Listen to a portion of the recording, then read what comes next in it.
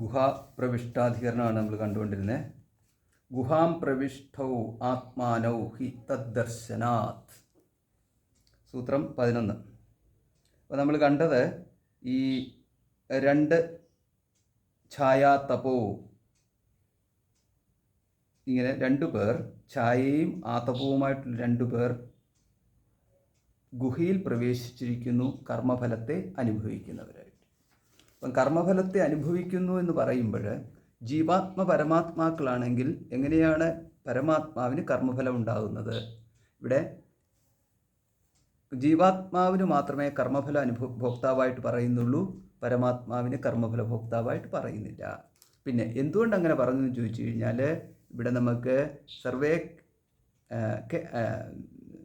Survey കേരളീയാഹ ഛത്രിണഃ ഇങ്ങനൊരു പ്രയോഗം ഉണ്ടെന്ന് വിചാരിക്കുക. എല്ലാ മലയാളികളും കുട പിടിച്ച് നടക്കുന്നവരാണ്. അപ്പോൾ അങ്ങനെ പറയുമ്പോൾ എല്ലാവരുടെയും കയ്യിൽ കുടയുണ്ടെന്ന് അർത്ഥമില്ല, കൂടുതൽ ആൾക്കാരുടെ കയ്യിൽ കുടയുണ്ടെന്ന് മാത്രമേ ഉള്ളൂ. പിന്നെ മറ്റൊരു ഉദാഹരണം പറഞ്ഞു കഴിഞ്ഞാൽ ഇതേപോലെ തന്നെ ഛത്രിണൗ ഗച്ഛതഃ ഇങ്ങനൊരു പ്രയോഗമുണ്ട്. രണ്ടു പേർ കുട പിടിച്ച് നടക്കുന്നു. ശരിക്കും കുട പിടിച്ച് നടക്കുന്ന ഒരാളേ ഉള്ളൂ, മറ്റേയാൾ അവരുടെ കൂട്ടത്തിൽ നടക്കുന്നു എന്നേ ഉള്ളൂ. എങ്കിൽ കൂടിയും ഛത്രിണൗ എന്നുള്ള ഒരു പ്രയോഗം നടത്തി, രണ്ടു പേർ എന്നുള്ളത്. അപ്പം ഇങ്ങനെ ഇവിടെയും ഈ രണ്ടുപേർ എന്നുള്ളത് ഈ ഛത്രിന്യായേന, ഈ ന്യായം കൊണ്ട് നമ്മൾ ഗ്രഹിക്കണം ഒരാൾ മാത്രമേ ഇവിടെ കർമ്മഫലം അനുഭവിക്കുന്നവനായിട്ട് ഉള്ളൂ എന്ന്. അപ്പോൾ ഇത് ഗുഹാം പ്രവിഷ്ടൗ എന്നുള്ളതാണ് ഇവിടുത്തെ പരാമർശ വിഷയം. ഈ ഗുഹ എന്ന് പറയുമ്പോൾ അതിനെക്കുറിച്ചുള്ള ചർച്ചയാണ് ഇവിടെ നടന്നുകൊണ്ടിരുന്നത്. അപ്പോൾ ഈ പ്രകരണം എന്ന് പറയുന്ന ഇതാണ്, പരമാത്മാവിനെക്കുറിച്ച് ഉപദേശിക്കാൻ വേണ്ടിയിട്ടുള്ള പ്രകരണമാണ്. അങ്ങനെയുള്ളിടത്ത് ജീവാത്മാവിനെക്കുറിച്ചാണോ ഉപദേശിച്ചിരിക്കുന്നത്, പരമാത്മാവിനെക്കുറിച്ചാണോ ഉപദേശിച്ചിരിക്കുന്നത് തുടങ്ങിയിട്ടുള്ള ചർച്ചകളൊക്കെ ആയിരുന്നു മുമ്പ് കണ്ടുകൊണ്ടിരുന്നത്.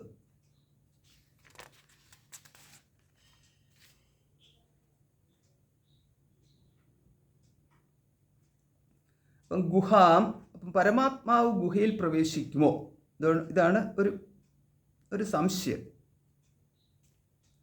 അതായത് ജീവാത്മാവിനെ മാത്രമേ ഗുഹയിൽ പ്രവേശിച്ചവനായിട്ട് പറയാൻ പറ്റത്തുള്ളൂ, പരമാത്മാവിനെ ഗുഹയിൽ പ്രവേശിച്ചവനായിട്ട് പറയാൻ പറ്റത്തില്ല. സർവഗതഃ ഇങ്ങനെയൊക്കെയുള്ള പ്രയോഗം ഉള്ളതുകൊണ്ട് സർവവ്യാപി, സർവഗതഃ ഈ മാതിരിയുള്ളതാണല്ലോ പറയുന്നത്. എല്ലായിടത്തും നിറഞ്ഞു നിൽക്കുന്നവൻ, എല്ലായിടത്തും വ്യാപിച്ചിരിക്കുന്നവൻ, ഇങ്ങനെയൊക്കെയുള്ള പറയുമ്പോൾ ഇങ്ങനെയുള്ള പ്രയോഗങ്ങളുള്ളപ്പോൾ എങ്ങനെയാണ് ഹൃദയവാസി ഇപ്രകാരമുള്ളത് പരമാത്മാവിനെ കുറിച്ച് പറയാൻ പറ്റുന്നത്? ഉപലബ്ധി സ്ഥാനത്വാത്, ഇതായിരുന്നു നമ്മൾ അതിന് സമാധാനമായിട്ട് പറഞ്ഞത്. ഉപലബ്ധി എവിടെ നമുക്ക് കണ്ടെത്താൻ സാധിക്കും, അതുമാത്രമേ നമുക്ക് ഇവിടെ നമുക്ക് പ്രയോജനകരമായിട്ടുള്ളൂ. എവിടെയാണ് നമുക്ക് പരമാത്മാവിനെ കണ്ടെത്താൻ സാധിക്കുന്നത്? സർവത്ര ഉപലബ്ധത്വാത് എന്ന് പറഞ്ഞു കഴിഞ്ഞാൽ എല്ലായിടത്തും പരമാത്മാവുണ്ട് എന്നുള്ളത് ബുദ്ധിയിൽ നാം അറിയുകയാണ് ചെയ്യുന്നത്. അപ്പോൾ അതുകൊണ്ട് പരമാത്മാവിനെ എവിടെയാണ് കണ്ടെത്തുക? ബുദ്ധിയിലാണ് കണ്ടെത്തുന്നത്. അപ്പം ബുദ്ധിയിൽ മാത്രമാണ് ജ്ഞാനം ഉണ്ടാവത്തുള്ളൂ. ജ്ഞാനത്താലാണ് പരമാത്മാ പ്രകാശിക്കുന്നത്. അപ്പം പരമാത്മാവിനെ കണ്ടെത്തുന്നത് ജ്ഞാനത്താലാണ്, ജ്ഞാനമാവട്ടെ ബുദ്ധിയിലാണ്. പരമാത്മാവിനെ കണ്ടെത്തുന്ന ബുദ്ധിയിൽ ആണ് പരമാത്മാവിനെ കണ്ടെത്തുന്നത് എന്ന്. അപ്പം അതായത് പരമാത്മാവിനെ കണ്ടെത്തേണ്ടത് ബുദ്ധി കൊണ്ടാണ്, അതേപോലെ പരമാത്മാവിനെ കണ്ടെത്തുന്നതും ബുദ്ധിയിലാണ് എന്ന്. അതുകൊണ്ട് ബുദ്ധി ഗുഹായാം, ബുദ്ധിയാണ് ഇവിടുത്തെ ഗുഹ. ഈ ബുദ്ധി ഗുഹയുടെ തന്നെ മറ്റൊരു പ്രയോഗമാണ് ഹൃദയഗുഹ എന്നുള്ള പ്രയോഗമുണ്ട്. ഹൃദയമാണ് ഗുഹയെന്നും ബുദ്ധിയാണ് ഗുഹയെന്ന് പറഞ്ഞു കഴിഞ്ഞാൽ ഇത്രയും നമുക്ക് അർത്ഥമാക്കേണ്ടതുള്ളൂ. നിഗൂഢത്വമാണ് അവിടെ ഗുഹാപ്രയോഗം കൊണ്ടുള്ളത് അർത്ഥമാക്കുന്നത്. അതായത് ഗൂഢം, ഗുഹ് രഹസ്യമായിട്ടിരിക്കൽ എന്നുള്ള അർത്ഥത്തിലാണ് അവിടെ ഗൂഢം എന്ന് പറഞ്ഞു കഴിഞ്ഞാൽ.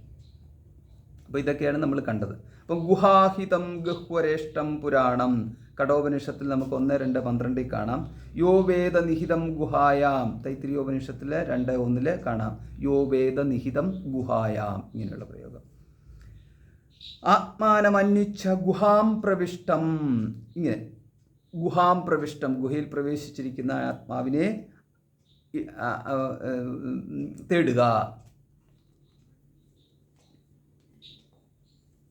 അപ്പോൾ ഇപ്രകാരം പറയുമ്പോൾ ഇവിടെയെല്ലാം ശ്രുതിയില്ല ആവർത്തിച്ച് നമുക്ക് ഈ ഗുഹാപ്രവേശം എന്ന് പറയുന്നത് കാണാൻ സാധിക്കുന്നു എന്നുള്ളതാണ് ഇവിടുത്തെ നമുക്ക് മനസ്സിലാക്കിയെടുക്കാൻ സാധിക്കും. അപ്പോൾ അതിനർത്ഥം ഇവിടെ ഗുഹയിൽ മാത്രമുണ്ട് എന്നുള്ളതല്ല, സർവത്ര വർത്തത്തെ ഗുഹായാം അപി എന്നുള്ളത്. ഗുഹയിലും ഉണ്ട്, സർവത്ര വർത്തിക്കുന്നു, അപ്പം ഗുഹയിലും വർത്തിക്കുന്നു, ബുദ്ധി ഗുഹയിൽ. പിന്നെ നമുക്ക് എവിടെ കണ്ടെത്താൻ സാധിക്കുന്നത്? ബുദ്ധിയിൽ മാത്രമേ കണ്ടെത്താൻ സാധിക്കത്തുള്ളൂ എന്ന്. ദൃശ്യത്തെ ത്വഗ്രയാ ബുദ്ധ്യാ, അതും ആ ഒരു മന്ത്രവുമുണ്ട്. ദൃശ്യത്തെ തു അഗ്രയാ ബുദ്ധിയ, കാണാൻ സാധിക്കുന്നത് ഈ സൂക്ഷ്മമായ ബുദ്ധി കൊണ്ട് മാത്രം. ക്ഷുരസ്യ ധാരാ നിശിതാ ദുരത്യ, ഇങ്ങനെയൊക്കെയുള്ള പ്രയോഗങ്ങളുണ്ടല്ലോ. വിശേഷണാച്ച 12ാമത്തെ സൂത്രം. അപ്പോൾ അവിടെ വിശേഷണവും എന്ന്, വിശേഷണം ഇപ്പം എന്താ ഇവിടെ കൊടുത്തിരിക്കുന്ന വിശേഷണം? ആത്മാനം രഥിനം വിദ്ധി ശരീരം രഥമേവതു, ഈ ഒരു മന്ത്രമുണ്ടല്ലോ കഠോപനിഷത്തിനകത്ത്. അവിടെ ആത്മാനം രഥിനം വിദ്ധി ശരീരം രഥമേവതു, ഈ പ്രയോഗത്തിൽ ആത്മാനം രഥിനം വിദ്ധി എന്നുള്ളതാണ് പ്രയോഗിച്ചിരിക്കുന്നത്. ആത്മാവിനെ രഥിയായിട്ട് കാണുക എന്ന്. അപ്പോൾ ആ രഥിയായിട്ട് ആത്മാവിനെ കാണാൻ പറയുന്ന സന്ദർഭത്തിൽ അവിടെ ഈ ആത്മാ രഥി എന്നുള്ള പ്രയോഗം ഉള്ളതിനാൽ ഇവിടെ നമുക്ക് ആത്മാവിനെ, ഏത് ആത്മാവിനെ എടുക്കാൻ സാധിക്കും? ഒന്നുകിൽ നമുക്ക് വിജ്ഞാനാത്മാ എന്ന് പറഞ്ഞിരിക്കുന്ന കർത്താവിനെ എടുക്കാം, അതല്ലെങ്കിൽ പരമാത്മാവിനെ എടുക്കാം. അപ്പം നമുക്കിവിടെ വിജ്ഞാനാത്മാവ് എന്ന് പറഞ്ഞിരിക്കുന്ന കർത്താവ്, ഒന്നുകിൽ നമുക്ക് കർത്താവിനെയാണോ അവിടെ ആത്മാനം രഥിനം വിദ്ധി ശരീരം രഥമേവതു ബുദ്ധിം തു സാരഥിം വിദ്ധി, ഇപ്രകാരമുള്ള പ്രയോഗമുണ്ടല്ലോ. അവിടെ ഈ പരമാത്മാവിനെയാണോ എടുത്തിരിക്കുന്നത്, ജീവാത്മാവിനെയാണോ എടുത്തിരിക്കുന്നത്?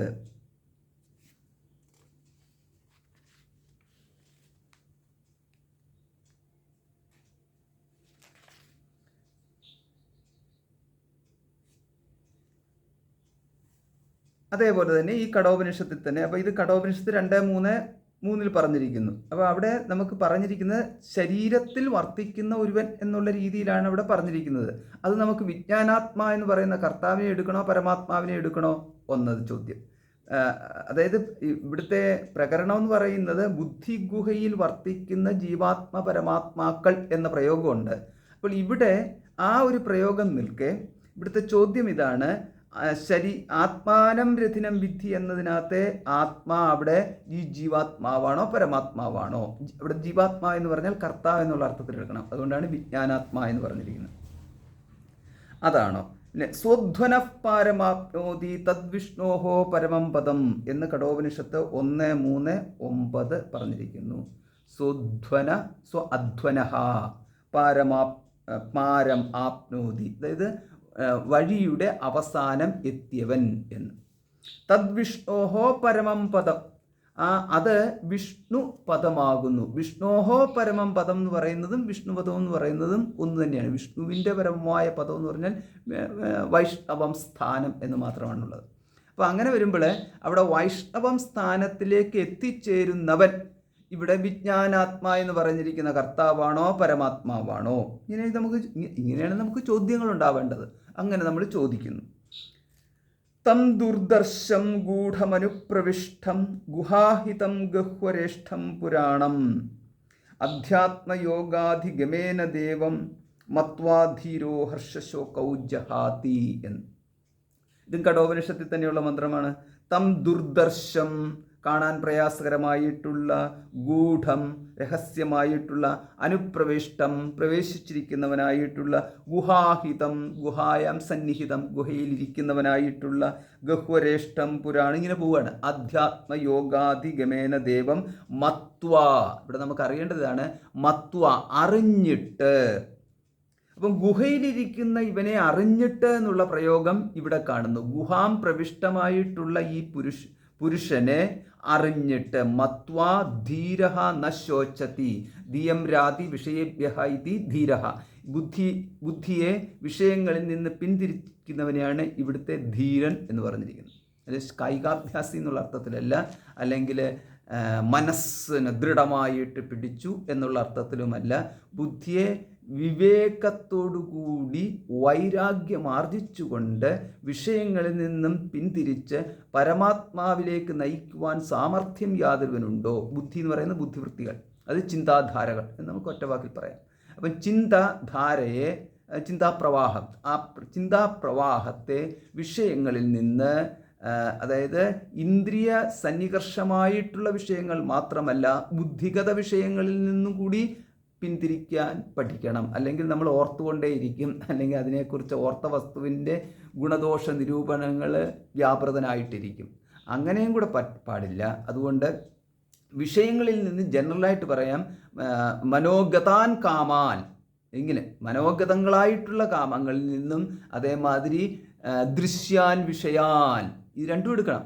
അതായത് വിഷയങ്ങളെയും, ദൃശ്യം എന്ന് പറഞ്ഞാൽ ദൃശ്യാദി സർവ്വ വിഷയങ്ങളും, പഞ്ച ഇന്ദ്രിയ വിഷയങ്ങളെയും, അതേപോലെ മനോഗതങ്ങളായിട്ടുള്ള കാമനകളിൽ നിന്നും യാതൊരുവനെ പിന്തിരിക്കുവാൻ സാധിക്കുന്നുവോ മനസ്സിനെ അല്ലെങ്കിൽ ബുദ്ധിയെ, അവനെയാണ് ധീരൻ എന്ന് പറഞ്ഞിരിക്കുന്നത്. അവൻ ധീരഹ പശ്യത്തി, ധീരൻ കാണുന്നു.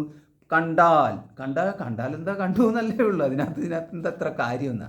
ഹർഷശോകൗ ജഹാത്തി എന്ന്. അപ്പം കണ്ടിട്ട്, മത്വ കണ്ടിട്ട്, അറിഞ്ഞിട്ട്, ജ്ഞാത്വ എന്നുള്ള അർത്ഥമാണ് ഇവിടെ മത്വ, അറിഞ്ഞിട്ട്. ഹർഷശോകൗ ജഹാത്തി, ഹർഷശോകങ്ങളെ ഉപേക്ഷിക്കുന്നു. അപ്പം ശോകത്തെ ഉപേക്ഷിക്കുന്ന കാര്യമാണല്ലോ നമ്മൾ ഇതുവരെയും പറഞ്ഞുകൊണ്ടിരിക്കുന്നത്, ദുഃഖനിവൃത്തി എന്ന്. പക്ഷേ ഈ മന്ത്രത്തിൽ വരുമ്പോൾ നമുക്ക് കാണാം ഹർഷശോകൗ എന്നുള്ളത്, സുഖത്തെയും ദുഃഖത്തെയും ഉപേക്ഷിക്കുന്നു എന്ന്. നമുക്ക് ഇഷ്ടമല്ലാത്തൊരു കാര്യമാണ് സുഖത്തെ ഉപേക്ഷിക്കുക എന്ന് പറയുന്നത്. ദുഃഖത്തെ ഉപേക്ഷിക്കുക എന്നുള്ളത് ഇഷ്ടമായിട്ടുള്ള കാര്യവും, സുഖത്തെ ഉപേക്ഷിക്കാൻ ആരെങ്കിലും പറഞ്ഞാൽ ഇഷ്ടമല്ലാത്തതുമായിട്ടുള്ള കാര്യമാണ്. അങ്ങനെ വരുമ്പോൾ നമുക്ക് അനിഷ്ടം പറയുന്നതായിട്ട് മാറുന്നുവോ ശ്രുതി എന്ന്. അവിടെ അത്രയേ ഉള്ളൂ. ഈ ഹർഷം എന്നവിടെ ഉദ്ദേശിച്ചുകൊണ്ടിരിക്കുന്നത് ഈ ധീരൻ എന്ന പ്രയോഗത്തിൽ തന്നെ അവിടെ ഈ സാധ്യതയുള്ള വിഷയഭോഗങ്ങളിൽ നിന്നും, അല്ലെങ്കിൽ വിഷയം പ്രതി വരുന്ന ചിത്തവൃത്തികളുടെ ഭോഗങ്ങളിൽ നിന്നും എല്ലാം പിന്തിരിയപ്പെട്ടു. അതോടുകൂടിയിട്ട് വിഷയജന്യ ഹർഷ സാധ്യത നിരസിക്കപ്പെട്ടു. അങ്ങനെ വന്നു കഴിയുമ്പോൾ അവിടെ പിന്നെ ഹർഷത്തിന് പിന്നെ പ്രസക്തിയില്ല. പിന്നുള്ളത് ശോകമാണ്. ശോകത്തിനും അവിടെ പിന്നെ പ്രസക്തിയില്ല. കാരണം ഇന്ദ്രിയ വിഷയ സന്നികർഷത്വം നിരോധിക്കപ്പെട്ടതിലൂടെ പിന്നീട് ആ മേഖലയിലും ശോകമില്ല. പിന്നെ ബുദ്ധിഗതമായിട്ടുള്ള വിഷയങ്ങളാണ്, അവിടെയും വിഷയങ്ങളെ നിരോധിക്കപ്പെട്ടതിലൂടെ അവിടെയും ശോകത്തിന് കാരണമില്ല. പിന്നുള്ളത് എന്ന് പറയുന്നത് ആത്മവിനാശത്തിൻ്റെ മേഖലയിലുള്ള, അതായത് സ്വവിനാശം, സ്വനാശം, ചുരുക്കത്തിൽ പറഞ്ഞാൽ മൃത്യുഭയം ആസ്പദമാക്കിയിട്ടുള്ള ദുഃഖമാണ്. ഞാൻ മരണപ്പെടുമോ, പിന്നെ ഞാൻ മരണപ്പെടുമോ, പിന്നെ എൻ്റെ സ്വജനങ്ങൾ മരണപ്പെടുമോ, അത് എപ്പോഴും അത് ഉണ്ടല്ലോ. നമുക്കത് വിഷയങ്ങളെന്ന് പറഞ്ഞ് എടുത്തിടാൻ പറ്റത്തില്ല. പക്ഷെ സ്വജനങ്ങളെന്ന് പറഞ്ഞു കഴിഞ്ഞാൽ അവനവൻ്റേതായിട്ടുള്ള ആൾക്കാർ എന്നുള്ളത് എപ്പോഴും ഒരു വിജ്ഞാനാത്മാവ് എന്ന് പറയുന്ന ജീവാത്മാവിനെ സംബന്ധിച്ചിടത്തോളം സ്വജന വിയോഗം എന്ന് പറയുന്നതും പിന്നെ സ്വസ്യ മൃത്യു, ഇത് രണ്ടും നമുക്ക് അവിടെ ദുഃഖഹേതുവായിട്ട് വരാം. ആത്യന്തികമായിട്ടാണ്. ഒന്നാമത്തത് വിഷയരാഹിത്യം തന്നെ ദുഃഖഹേതുവാകാം. ഇപ്പം സമ്പത്ത് തുടങ്ങിയിട്ടുള്ള ഇല്ലായ്മ ദുഃഖഹേതുവാകാം. പിന്നെ ഇഷ്ടജന വിയോഗങ്ങൾ ദുഃഖഹേതുവാകാം. പിന്നുള്ളത് ഇഷ്ടജനങ്ങളുടെ മരണം ദുഃഖഹേതുവാകാം. അപ്പോൾ ഇങ്ങനെയുള്ള ജനറലായിട്ടുള്ള ഈ ദുഃഖങ്ങളിൽ ഏതിനെയും ഇവിടെ നമുക്ക് അനിഷ്ടമായിട്ടുള്ളതുകൊണ്ട് അത് വേണ്ട എന്ന് പറയുന്നു. അതോടൊപ്പം തന്നെ ഇവിടെ ഹർഷവും തന്നെ വേണ്ട എന്ന് പറയുന്നു. ഹർഷശോകൗ ജഹാതി ഉപേക്ഷിക്കുന്നു എന്നുള്ളത്, ഉപേക്ഷിക്കുന്നു. മത്വ ഇതെല്ലാം കണ്ടിട്ട് ഉപേക്ഷിക്കുന്നു. അപ്പോൾ അതും ഉപേക്ഷിക്കപ്പെടുകയാണോ ചെയ്യുന്നത്, ഉപേക്ഷിക്കുകയാണോ ചെയ്യുന്നത്? രണ്ട് തരത്തിലുണ്ട്. ഒന്ന് ഉപേക്ഷിക്കുന്നു എന്ന് പറയുമ്പോൾ അവിടെ നമുക്കൊരു വിൽ പവർ ഉണ്ട്, അതായത് ഇച്ഛയ്ക്ക് ബലമായിട്ട് എന്നുള്ള അതിനകത്തെന്ന് പറഞ്ഞു കഴിഞ്ഞാൽ അപ്പം സ്വയം വിരക്തിയെ ആർജിച്ചുകൊണ്ട് വേണ്ട എന്നുള്ള രീതിയിൽ ചിന്തിക്കാൻ തയ്യാറെടുക്കാതെ അതിന്മേൽ മനസ്സിനെ പോകാതെ ആത്മോന്മുഖമായിട്ട് ചിത്തവൃത്തികളെ നയിക്കുന്നു. അങ്ങനെ പോവാം. അത് ഒന്ന്. രണ്ടാമത്തേതെന്ന് പറയുന്നത് അത് ഈ പറഞ്ഞിരിക്കുന്ന ഒന്നും തന്നെ ചിന്തയ്ക്ക് വിഷയമായിട്ട് വരാത്ത വണ്ണം അകന്നു പോയി കഴിഞ്ഞു. അത് രണ്ടാമത്തേത്. അപ്പോൾ ആദ്യത്തേതെന്ന് പറയുന്നത് സാധനയുടെ തുടക്കക്കാലവും രണ്ടാമത്തേതെന്ന് പറയുന്നത് സാധനയുടെ തുടക്കം കഴിഞ്ഞിട്ട് കുറച്ച് നാളെത്തി കഴിഞ്ഞ് കഴിഞ്ഞാൽ പിന്നെ വിഷയങ്ങളെല്ലാം അപ്രസക്തമായിട്ടും ബന്ധങ്ങളെല്ലാം അപ്രസക്തമായിട്ടെല്ലാം മാറും. സ്വജീവിതം സ്വന്തം ആയിട്ടുള്ള ഈ സ്വന്തം എന്നുള്ള ഭാവം ഇതിനൊക്കെ അപ്രസക്തി ഉണ്ടാകുന്ന സമയത്ത് ഇത് അനായാസമായിരിക്കും. ആദ്യത്തേത് ആയാസകരമെന്ന് നമുക്ക് പറയാം, രണ്ടാമത്തേത് അനായാസമായിരിക്കാം. അപ്പം ആദ്യത്തേത് ആയാസകരമെന്ന് പറയാൻ കാരണം അവിടെ ഈ സാധനയിൽ നിന്നും ചുതി പറ്റിപ്പോകുമോ എന്ന ആശങ്കയിൽ എപ്പോഴും തപാദികളിൽ മുഴുകിയിരിക്കുന്നവനായിരിക്കും ആദ്യത്തേതിൽ. രണ്ടാമത്തേതെന്ന് പറയുന്നത് ഇനി എന്ത് സാധന എന്ന് ചോദിച്ചുകൊണ്ട് നടക്കുന്ന ഒരു ഘട്ടത്തിലേക്ക് എത്തും. അത് ജപത്തിൻ്റെ ആവശ്യമില്ല, തപത്തിൻ്റെയും ആവശ്യമില്ല. കാരണം ഇവിടെ പാപരാഹിത്യം വരാൻ വേണ്ടിയിട്ട് ജപതപാദികളുടെ ആവശ്യമില്ല, പുണ്യപ്രാപ്തിക്ക് വേണ്ടിയിട്ടും ജപതപാദികളുടെ ആവശ്യമില്ല. പിന്നുള്ളത് എന്താ? യോഗവും ജ്ഞാനവും എന്ന് പറയുന്നതാണ്. ഭക്തി യോഗ ജ്ഞാനങ്ങളുടെ പ്രാപ്തിയാണ്. അപ്പം ഭക്തനാണ്. അതുകൊണ്ട് ഇനി ഭക്തിപ്രാപ്തിക്ക് വേണ്ടിയിട്ട് മറ്റെന്ത് തപസ് ചെയ്യാനാ? ഭക്തി തന്നെയാണല്ലോ അവിടുത്തെ തപസ്സായിട്ട് മാറുന്നത്. അതുകൊണ്ട് ഭക്തി ഉണ്ടാവാൻ വേണ്ടിയിട്ട് തപസ്സിൻ്റെ ആവശ്യമില്ല. പിന്നുള്ളത് യോഗമാണ്. യോഗം ഒന്ന് ശരീരക്ലേശാരൂപമായിട്ടുള്ള യോഗചര്യ എന്ന് പറയുന്നതാവാം. അതുമല്ല എന്നുണ്ടെങ്കിൽ നമുക്ക് സാധാരണഗതിയിൽ ഈ പതഞ്ജലി യോഗത്തിൽ തന്നെയാണെങ്കിൽ ധ്യാനം, അതിനെ നമുക്കവിടെ യോഗത്തിൻ്റെ പട്ടികയിൽപ്പെടുത്താൻ പറ്റും. കാരണം ധ്യാനമാണ് അവസാനത്തിലേക്ക് എത്തുമ്പോൾ ധ്യാനം സമാധി എന്ന് പറയുന്നതിലേക്കാണല്ലോ എത്തുന്നത്. അപ്പം ധ്യാനവും സമാധി എന്ന് പറയുന്നതിനകത്ത് അതിൽ താല്പര്യം ഉണ്ടാവണമെന്നുണ്ട് ചിത്തവൃത്തി നിരോധവും പിന്നെ ഏകവൃത്തി ധാരണം, അതായത് ബ്രഹ്മാകാര വൃത്തിയിൽ തന്നെ സ്ഥിതി ചെയ്യൽ, പിന്നെ സോഹം ഭാവേന സ്ഥിതി, ഇങ്ങനെയൊക്കെയുള്ളതിൻ്റെ ആവശ്യം തന്നെ എന്താ? അങ്ങനെയുള്ളൊരാവശ്യം ബോധപൂർവം ചെയ്യുമ്പോൾ അവിടെ പ്രയത്നമുണ്ട്. യോഗേ പ്രവൃത്തി എന്ന് പറയും. ഈ വ്യക്തിയെ സംബന്ധിച്ചിടത്തോളമാണെങ്കിൽ സർവത്ര ബ്രഹ്മദർശനം എന്നതിലെത്തി നിൽക്കുകയാണെന്നുണ്ടെങ്കിൽ പിന്നെ അപ്പോഴാണ് നമുക്ക് ആ ശ്ലോകം ഓർക്കേണ്ടത്. യോഗരതോ വാ ഭോഗരതോ വാ സങ്കരതോ വാ സംഘവിഹീന എന്നുള്ളതിനകത്ത് യോഗരതോ വാ ഭോഗരതോ വാ. യോഗരതനായാലും ഭോഗരതനായാലും ബ്രഹ്മഭിന്നമായിട്ട് അല്ല ഈ വ്യക്തി നിൽക്കുന്നത് എന്ന്. പിന്നെ യോഗം എന്നും ഭോഗം എന്നുള്ളത് പ്രയോഗം മാത്രമാണ്. സാധാരണ ജനങ്ങളുടെ യോഗവും എന്നും ഭോഗവും എന്നുള്ള അർത്ഥത്തിലേക്ക് ഇതിനെ എടുക്കരുതെന്നത്. കാരണം സാധാരണ ജനങ്ങളുടെ യോഗവും ഭോഗവും എന്ന് പറയുമ്പോൾ ഭോക്താവാണ് അവിടെ ഉള്ളത്, കർത്താവാണുള്ളത്. കർത്താവ് കർമ്മഫലം അനുഭവിക്കുകയാണ്. പിന്നെ അനുഭവിച്ച ശേഷം എന്ന് പറഞ്ഞു കഴിഞ്ഞാൽ സുഖദുഃഖ, അത് ഹർഷശോകങ്ങൾ ഉണ്ടാകുകയും ചെയ്യും. അപ്പോൾ ഹർഷശോകങ്ങൾ അന്ത്യത്തിൽ വരുന്നതായ കർമ്മഫലങ്ങൾ അനുഭവിക്കുന്ന സാധാരണ ജീവാത്മാക്കളുടെ സംസാരബദ്ധനായ ജീവാത്മാവിൻ്റെ ഭോഗത്തിന് സമമായിട്ട് ആ വ്യക്തിയുടെ തന്നെ സാധകനായിട്ട് നിൽക്കുമ്പോഴുള്ള യോഗത്തിനും സമമായിട്ട് ഇദ്ദേഹത്തെ കാണരുത്. ആരെ? ബ്രഹ്മജ്ഞാനിയെ കാണരുത്. അതായത് യോഗരതോവ ഭോഗരതോ എന്ന് പറഞ്ഞാൽ രണ്ടുപേരെയും തുല്യമായിട്ട് കാണരുത്. സാധകനെയും സിദ്ധനെയും പിന്നെ സംസാരിയെയും. അപ്പോൾ സംസാരിയെയും സാധകനെയും സിദ്ധനെയും എല്ലാം ഒരേ തരത്തിൽ നമ്മൾ കാണരുത്. യോഗരഥൻ ഭോഗരഥൻ എന്ന പ്രയോഗത്തിൽ ഇദ്ദേഹം തീർത്തും വ്യത്യസ്തനാണ്. അപ്പോൾ അതുകൊണ്ട് ഇങ്ങനെയെല്ലാം നോക്കിക്കഴിയുമ്പോൾ നമുക്ക് കാണാം ഇതിൻ്റെ ഫലം, അതായത് പരമാത്മാവിനെ അറിയുന്നതിൻ്റെ ഫലമെന്ന് പറയുന്നത് തീർത്തും വ്യത്യസ്തമാണ്. സാധാരണ സംസാരത്തിൽ ലഭിക്കുന്നതായ ഒരു ഫലവുമായിട്ട് താരതമ്യം ചെയ്യാൻ പോലും സാധ്യമല്ലാത്തതായ മറ്റൊരു ഫലത്തെക്കുറിച്ചാണ് ഇവിടെ പറയുന്നത്. അപ്പോൾ അങ്ങനെയൊക്കെ പറയുമ്പോൾ പരമാത്മദർശനം എന്ന് പറയുന്നത് സാധ്യമാണ് എന്നും അത് ഗുഹയിൽ, അതായത് ബുദ്ധിയിൽ അല്ലെങ്കിൽ ഹൃദയത്തിലാണ് ദർശിക്കേണ്ടത് എന്നതും കൂടെ നമുക്കിവിടെ തന്നെ കിട്ടുന്നു. അപ്പോൾ ഇതാണ് ഇവിടുത്തെ പ്രകരണം എന്നിവിടെ പറഞ്ഞു കഴിഞ്ഞാൽ അതാണ് ഇവിടുത്തെ. പിന്നെ വിശേഷണാത്, അപ്പോൾ ഈ വിശേഷണം ഇപ്പോൾ ഇവിടെ എന്താ പറഞ്ഞിരിക്കുന്നത്? അതായത് പരമാത്മാവിനെ ദർശിച്ചാൽ മാത്രമേ മുക്തിയെക്കുറിച്ച് പറയുന്നുള്ളൂ. ജീവാത്മദർശനാത് മുക്തി ലഭിച്ചു എന്ന്. അതായത് നമ്മൾ ഹൃദയഗുഹയിലെത്തി മത്വാധീരോ ന ശോചതി എന്നുള്ള പ്രയോഗം ഉണ്ടല്ലോ. അപ്പോൾ ആ പ്രയോഗത്തിൽ ഹൃദയത്തിൽ വസിക്കുന്നത് ജീവാത്മാവാണ്. അതായത് കർത്താവും ഭോക്താവുമായിട്ടുള്ള അഹം എവിടെ സ്ഥിതി ചെയ്യുന്നോ അതാണ് ഹൃദയം എന്ന് പറയുന്നത്.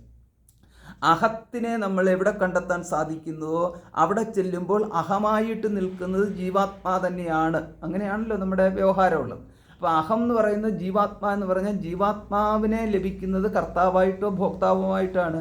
അതായത് ഭോക്താവായിട്ട് നിൽക്കുന്ന അഹമോ കർത്താവായിട്ട് നിൽക്കുന്ന അഹമോ ആണ് ഗുഹയിൽ അല്ലെങ്കിൽ ബുദ്ധിയിൽ അല്ലെങ്കിൽ ഹൃദയത്തിൽ കണ്ടെത്തുന്നത് എങ്കിൽ മത്വാ ധീരോ ന ശോചതി എന്ന് പറയുന്നതിന് അർത്ഥമില്ലാതായിത്തീരുന്നു എന്ന്. തദ്വിഷ്ണോഹോ പരമം പദം എന്ന് പറഞ്ഞതിനും അർത്ഥമില്ലാതായിത്തീരുന്നു എന്ന്. അതായത് ഹൃദയത്തിൽ പോയി കണ്ടാൽ ഹൃദയത്തിൽ വസിക്കണം എന്ന്.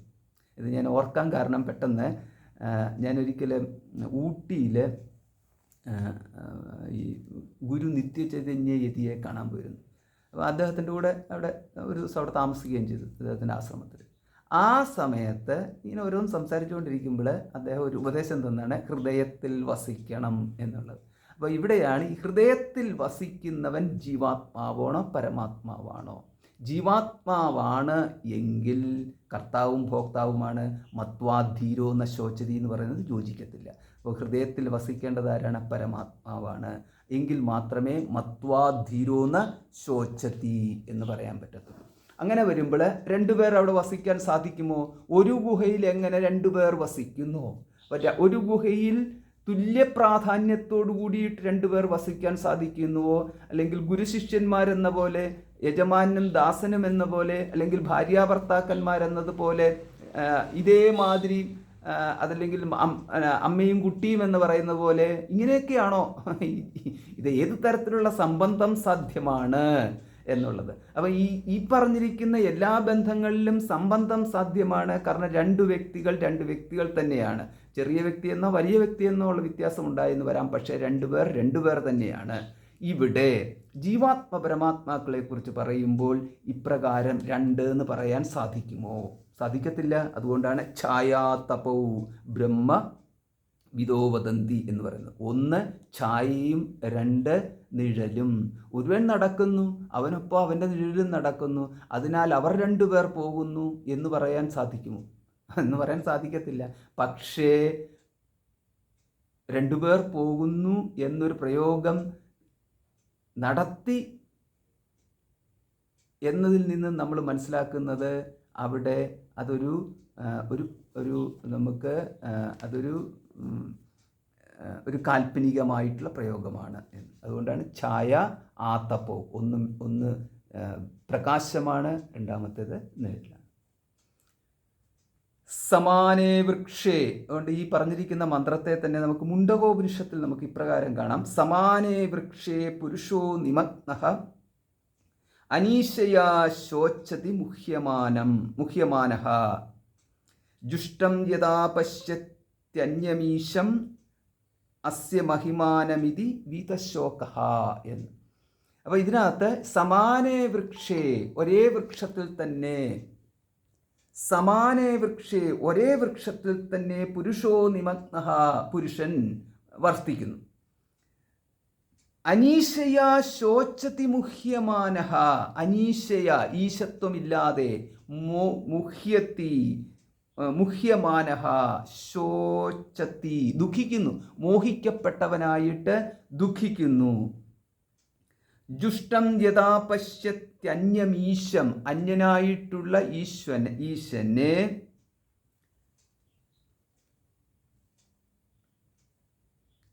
അസ്യ മഹിമാനമിതി വീതശോകഃ യഥാ ജുഷ്ടം. അപ്പോൾ അപ്രകാരമിരിക്കുന്ന പരമാത്മാവിനെ എപ്പോഴാണോ ഈ പ്രത്യേകാത്മാവായി കാണുന്നത്, ആ സ്വരൂപത്തെ പ്രാപിച്ച് ശോകാതീതനായി ചിരുത്തിയിരുന്നു എന്ന്. വീതശോകഃ ഭവതി എന്നത്. അപ്പോൾ ഇവിടെ ഈ സമാനം വൃക്ഷം, ഒരേ വൃക്ഷം, ആ ഒരേ വൃക്ഷം എന്ന് പറയുന്നത് ഈ നമുക്ക് സംസാര വൃക്ഷം, അല്ലെങ്കിൽ ഈ ഒരു വ്യക്തിയെ താങ്ങി നിർത്തുന്നത് എന്തോ അതാണ് അവനെ സംബന്ധിച്ചിടത്തോളം വൃക്ഷം എന്ന് പറയുന്നത്. അപ്പോൾ കാര്യകരണ സംഘാതം ഒരു വൃക്ഷം എന്നുള്ള ദൃഷ്ടിയിലെടുക്കാം, അല്ലെങ്കിൽ മുഴുവൻ പ്രപഞ്ചം എന്ന് പറയുന്നതും ഒരു ദൃഷ്ടിയിൽ വൃക്ഷം എന്നുള്ള ദൃഷ്ടിയിൽ എടുക്കാം നമുക്ക്. അപ്പോൾ ഇങ്ങനെയുള്ള ഇതിനകത്ത് അപ്പം കാര്യകരണ സംഘാതം എന്ന് പറയുമ്പം ഈ സ്ഥൂല ശരീരം, സൂക്ഷ്മ ശരീരം, കാരണ ശരീരം, അത് വ്യഷ്ടിയുടെ ദൃഷ്ടിയിലും സമഷ്ടിയുടെ ദൃഷ്ടിയിലും. അതല്ലാതെ നമുക്ക് വേറൊന്നും ഇല്ല. വേറെന്താ അവിടെ പറയാനുള്ളത്? വേറൊന്നുമില്ല. അപ്പം ഇങ്ങനെയുള്ള ജീവാത്മാവ് പരമാത്മാവിനെ ദർശിക്കുമ്പോൾ ദുഃഖനിവൃത്തി ഉണ്ടാകുന്നത് എങ്ങനെ എന്നുള്ളത് മുമ്പ് നമ്മൾ പറഞ്ഞല്ലോ. ഇവിടെ എങ്ങനെയാണ് ഈ ബന്ധം, എങ്ങനെയാണ് ഈശ്വരനും ഭക്തനും തമ്മിലുള്ള ആ ബന്ധത്തിൽ നിത്യത്വം, ഈശ്വരനും നിത്യത്വം, ഭക്തനും നിത്യത്വം, ഭക്തിക്കും നിത്യത്വം, അങ്ങനത്തെ ഒരു നിത്യത്വം കൽപ്പിക്കുന്നുണ്ടോ? ഇനി അതല്ല, ആ ഭക്തിയിൽ തന്നെ വിശേഷകരമായ പല ഭക്തികളും പറയുന്നുണ്ടല്ലോ. അപ്പം മാതൃശിശുഭാവം, അപ്പം പല ഭക്തന്മാരും അമ്മ അമ്മ എന്ന് പറഞ്ഞുകൊണ്ടുള്ള മാതൃഭാവത്തിലോ, അതല്ല എങ്കിൽ ഈശ്വരൻ എന്നുള്ള ഭക്തൻ, അതായത് വിഷ്ണുവിനെ ഭജിക്കുന്നവർ, അപ്പം സാധാരണഗതിയിൽ വിഷ്ണു ഭക്തരായിട്ടുള്ളവർ, ഇങ്ങനെയൊക്കെയുള്ള രീതിയിലിരിക്കുമ്പോൾ അവിടെ ഇപ്പം ഈ അർജുനനൊക്കെ വന്നു കഴിയുമ്പോൾ സഖ എന്നുള്ള ഭാവത്തിലേക്ക് വരുന്നു. മറ്റു ചിലരൊക്കെയാണെന്നുണ്ടെങ്കിൽ ദാസഭാവത്തിൽ നിൽക്കുന്നു. ചിലരൊക്കെയാണെന്നുണ്ടെങ്കിൽ വാത്സല്യഭാവം, ഇങ്ങനെ പല പല ഭാവങ്ങളുണ്ടല്ലോ. അപ്പോൾ ഇവിടെയെല്ലാം നമുക്ക് ഈ വ്യക്തിത്വം എന്ന് പറയുന്നത് രണ്ടു പേർക്കും നിലനിർത്തിക്കൊണ്ടുള്ളതാണോ, വ്യക്തിത്വം ഇല്ലാത്തതായിട്ടാണോ? വ്യക്തിത്വം എന്ന് പറഞ്ഞു കഴിഞ്ഞാൽ ഇത്രയേ ഉള്ളൂ, നമ്മൾ പരിമിതത്വ കൽപ്പനയാണ് വ്യക്തിത്വം എന്ന് പറയുന്നത്. അപ്പം പരിമിത വ്യക്തിയായിട്ടുള്ള ജീവാത്മാവും അതേപോലെ കൽപ്പിതമായ പരിമിതത്വത്തോടു കൂടിയിട്ടുള്ള പരമാത്മാവ്, ഈശ്വരൻ എന്നുള്ള രീതിയിലൊക്കെയാണോ എന്നുള്ളത്. പക്ഷെ അതിവിടെ യോജിക്കത്തില്ല. കാരണം ഇവിടെ ഛായ ആതപോ എന്നുള്ള പ്രയോഗത്താൽ ഒന്ന് ഛായയാണ്, മറ്റേത് ആതപമാണ്. അതായത് ഒന്ന് യഥാർത്ഥവും മറ്റേത് അവിടെ കൽപ്പിതവുമാണ് എന്ന്. അപ്പോൾ ഒന്ന് സത്യമാണ്, മറ്റേത് അസത്യം എന്ന് പറഞ്ഞാൽ അയഥാർത്ഥവും ആണ് എന്ന്.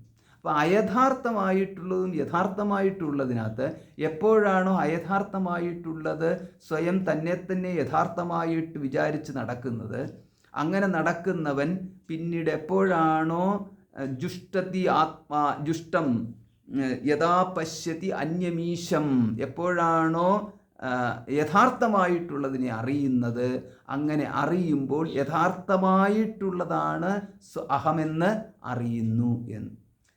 യഥാർത്ഥമായിട്ടുള്ളതിനെ അഹമറിയുന്നു എന്നുള്ളതല്ല, യഥാർത്ഥമായിട്ടുള്ളതാണ് അഹം എന്ന് അറിയുന്നു എന്ന്. ഞാൻ അറിയുന്നു.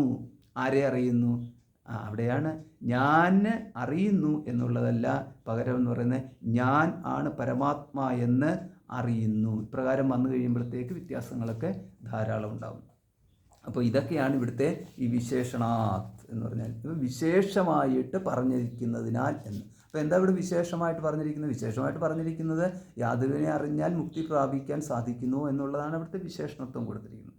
അപ്പോൾ മുക്തിക്ക് ഹേതുവായിട്ട് പറഞ്ഞിരിക്കുന്നതിനാൽ എന്ന വിശേഷണത്തോടുകൂടി പറഞ്ഞിരിക്കുന്നതിനാൽ ഇവിടെ പരമാത്മാവിനെ തന്നെയാണ് ഹൃദയത്തിൽ വസിക്കുന്നവനെന്ന് മനസ്സിലാക്കണം. യോ വേദനിഹിതം ഗുഹായാം എന്നുള്ളത് അവിടെ പരമാത്മാവിനെ തന്നെയാണ് അറിയേണ്ടത് എന്ന്. അപ്പോൾ അങ്ങനെയാണ് ജീവാത്മാവ് അവിടെ ഇരിപ്പുണ്ടോ? ജീവാത്മാ അവിടെ ഇരിപ്പുണ്ടോ എന്നുള്ളതിനകത്ത് ജീവാത്മാ എന്ന പോലെ ഇത്രേ നമുക്ക് പറയാൻ പറ്റത്തുള്ളൂ. യഥാർത്ഥത്തിലുള്ളത് പരമാത്മാ തന്നെയാണ്. തെറ്റിദ്ധരിക്കപ്പെട്ടു പരമാത്മാവിനെ ജീവാത്മാവായിട്ട് ഒരുവൻ സ്വയം തന്നെ. അപ്പോൾ ആ തെറ്റിദ്ധാരണ പരമാത്മാവിനെ ജീവാത്മാവായിട്ട് ഹൃദയത്തിൽ മാത്രമല്ല തെറ്റിദ്ധരിച്ചിരിക്കുന്നത്, പിന്നീട് ആ തെറ്റിദ്ധാരണ എവിടെ നിന്ന് തുടങ്ങി എന്നുള്ളതാണ്.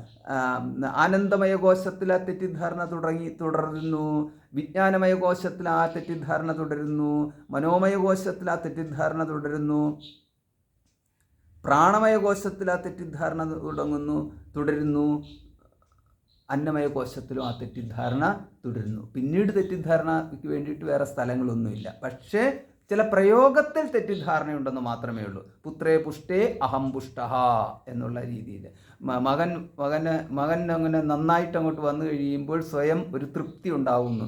അപ്പം പുത്രനെ കണ്ടിട്ട് നല്ല വൃത്തിയിൽ അവൻ അങ്ങോട്ട് തുടുത്തു വരുന്നു എന്നുള്ള രീതിയിലുള്ള ഒരു ആത്മതൃപ്തി ഉണ്ടാകുന്നു. ഇങ്ങനെയൊക്കെ വരാം. ഇപ്പം പുത്രവിജയം എന്ന് പറയുന്നത് ആത്മവിജയമായിട്ടൊക്കെ എടുക്കാം. അത് ബാഹ്യമായിട്ടുള്ള ദൃഷ്ടിയും കൂടെ. പക്ഷേ അതിന് വലിയ പ്രാധാന്യമില്ല.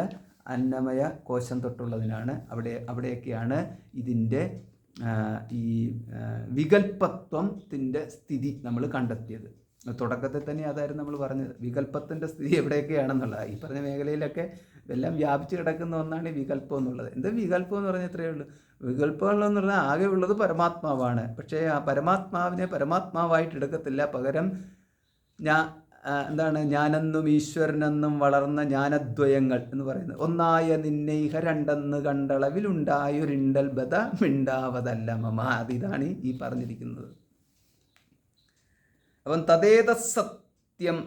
തദേതസത്വം യേന സ്വപ്നം പശ്യതി അഥയോയം ശാരീര ഉപദൃഷ്ട സക്ഷേത്രജ്ഞസ്താവേതൗ സത്വക്ഷേത്രജ്ഞൗ.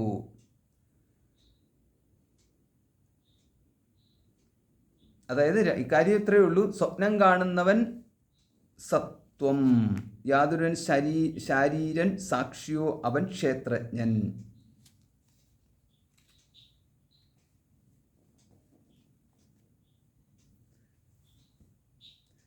അത് ചുരുക്കത്തിൽ ഇതാണ് നമ്മളിവിടെ മനസ്സിലാക്കേണ്ടത്. ഇതിൻ്റെയൊക്കെ അർത്ഥം എന്ന് പറഞ്ഞു കഴിഞ്ഞാൽ അവസാനം എത്തിച്ചേരുന്നത് അനശ്നൻ അന്യോ അഭിചാകശീതി, ഭക്ഷിക്കാത്തവനായിട്ട് കർമ്മഫല ഭോക്താവൽ അല്ലാത്തവനായിട്ട് നോക്കിക്കൊണ്ടിരിക്കുന്നവനായിരിക്കുന്നു. അപ്പം നോക്കിക്കൊണ്ടിരിക്കുന്നവൻ എന്ന് പറയുന്നതാണ് സാക്ഷി.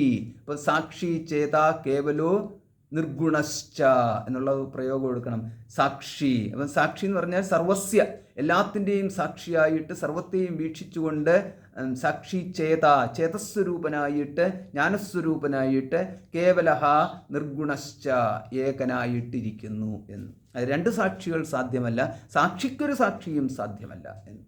പരസ്പരം സാക്ഷിയാകാൻ വേണ്ടിയിട്ടും സാധ്യമല്ല. അവൻ്റെ സാക്ഷി ഇവന്, ഇവൻ്റെ സാക്ഷി അവന്, ഇതൊന്നും സാധ്യമല്ല എന്നുള്ളതാണ്. ഇപ്പം നമുക്കിപ്പോൾ എന്താണ് നമ്മൾ മനസ്സിലാക്കുന്നതെന്ന് പറഞ്ഞു കഴിഞ്ഞാൽ നമ്മളെ അറിയാൻ ആരുമില്ല, നമ്മളെല്ലാം അറിയുന്നു, ഇതിലാണ് എത്തുന്നത്. അപ്പോൾ ഈ നമ്മൾ എന്ന് പറയുമ്പോൾ ജീവാത്മദൃഷ്ടിയിലുള്ള പ്രയോഗം നടത്തരുത്, പകരമുള്ളത് പരമാത്മദൃഷ്ടി മാത്രമാണ് ആ പ്രയോഗം എന്ന്.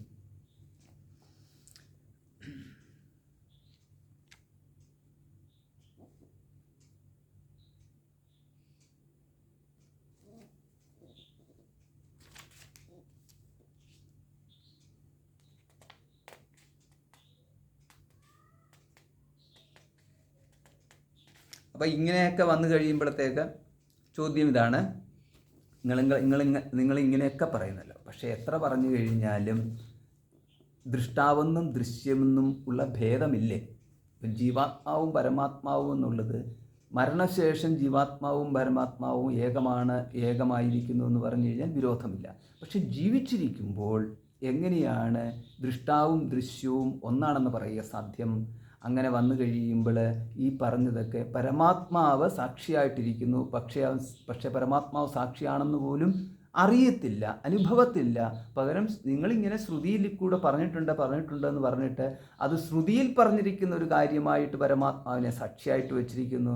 പകരം അതോടൊപ്പം തന്നെ സ്വയം തന്നെ ഭോക്താവായിട്ട് അല്ലെങ്കിൽ ദൃഷ്ടാവായിട്ട് കാണുന്നവനായിട്ടും കാണപ്പെടുന്ന വസ്തു പ്രപഞ്ചവുമായിട്ട്, പ്രപഞ്ചവും പ്രപഞ്ചത്തിൻ്റെ ദൃഷ്ടാവുമായിട്ട് ഉള്ള സത്യത്തിൽ അല്ലേ നിങ്ങൾ ജീവിച്ചു കൊണ്ടിരിക്കുന്നത്? ആ സത്യത്തെ നിങ്ങൾക്ക് നിഷേധിക്കാൻ സാധിക്കുമോ?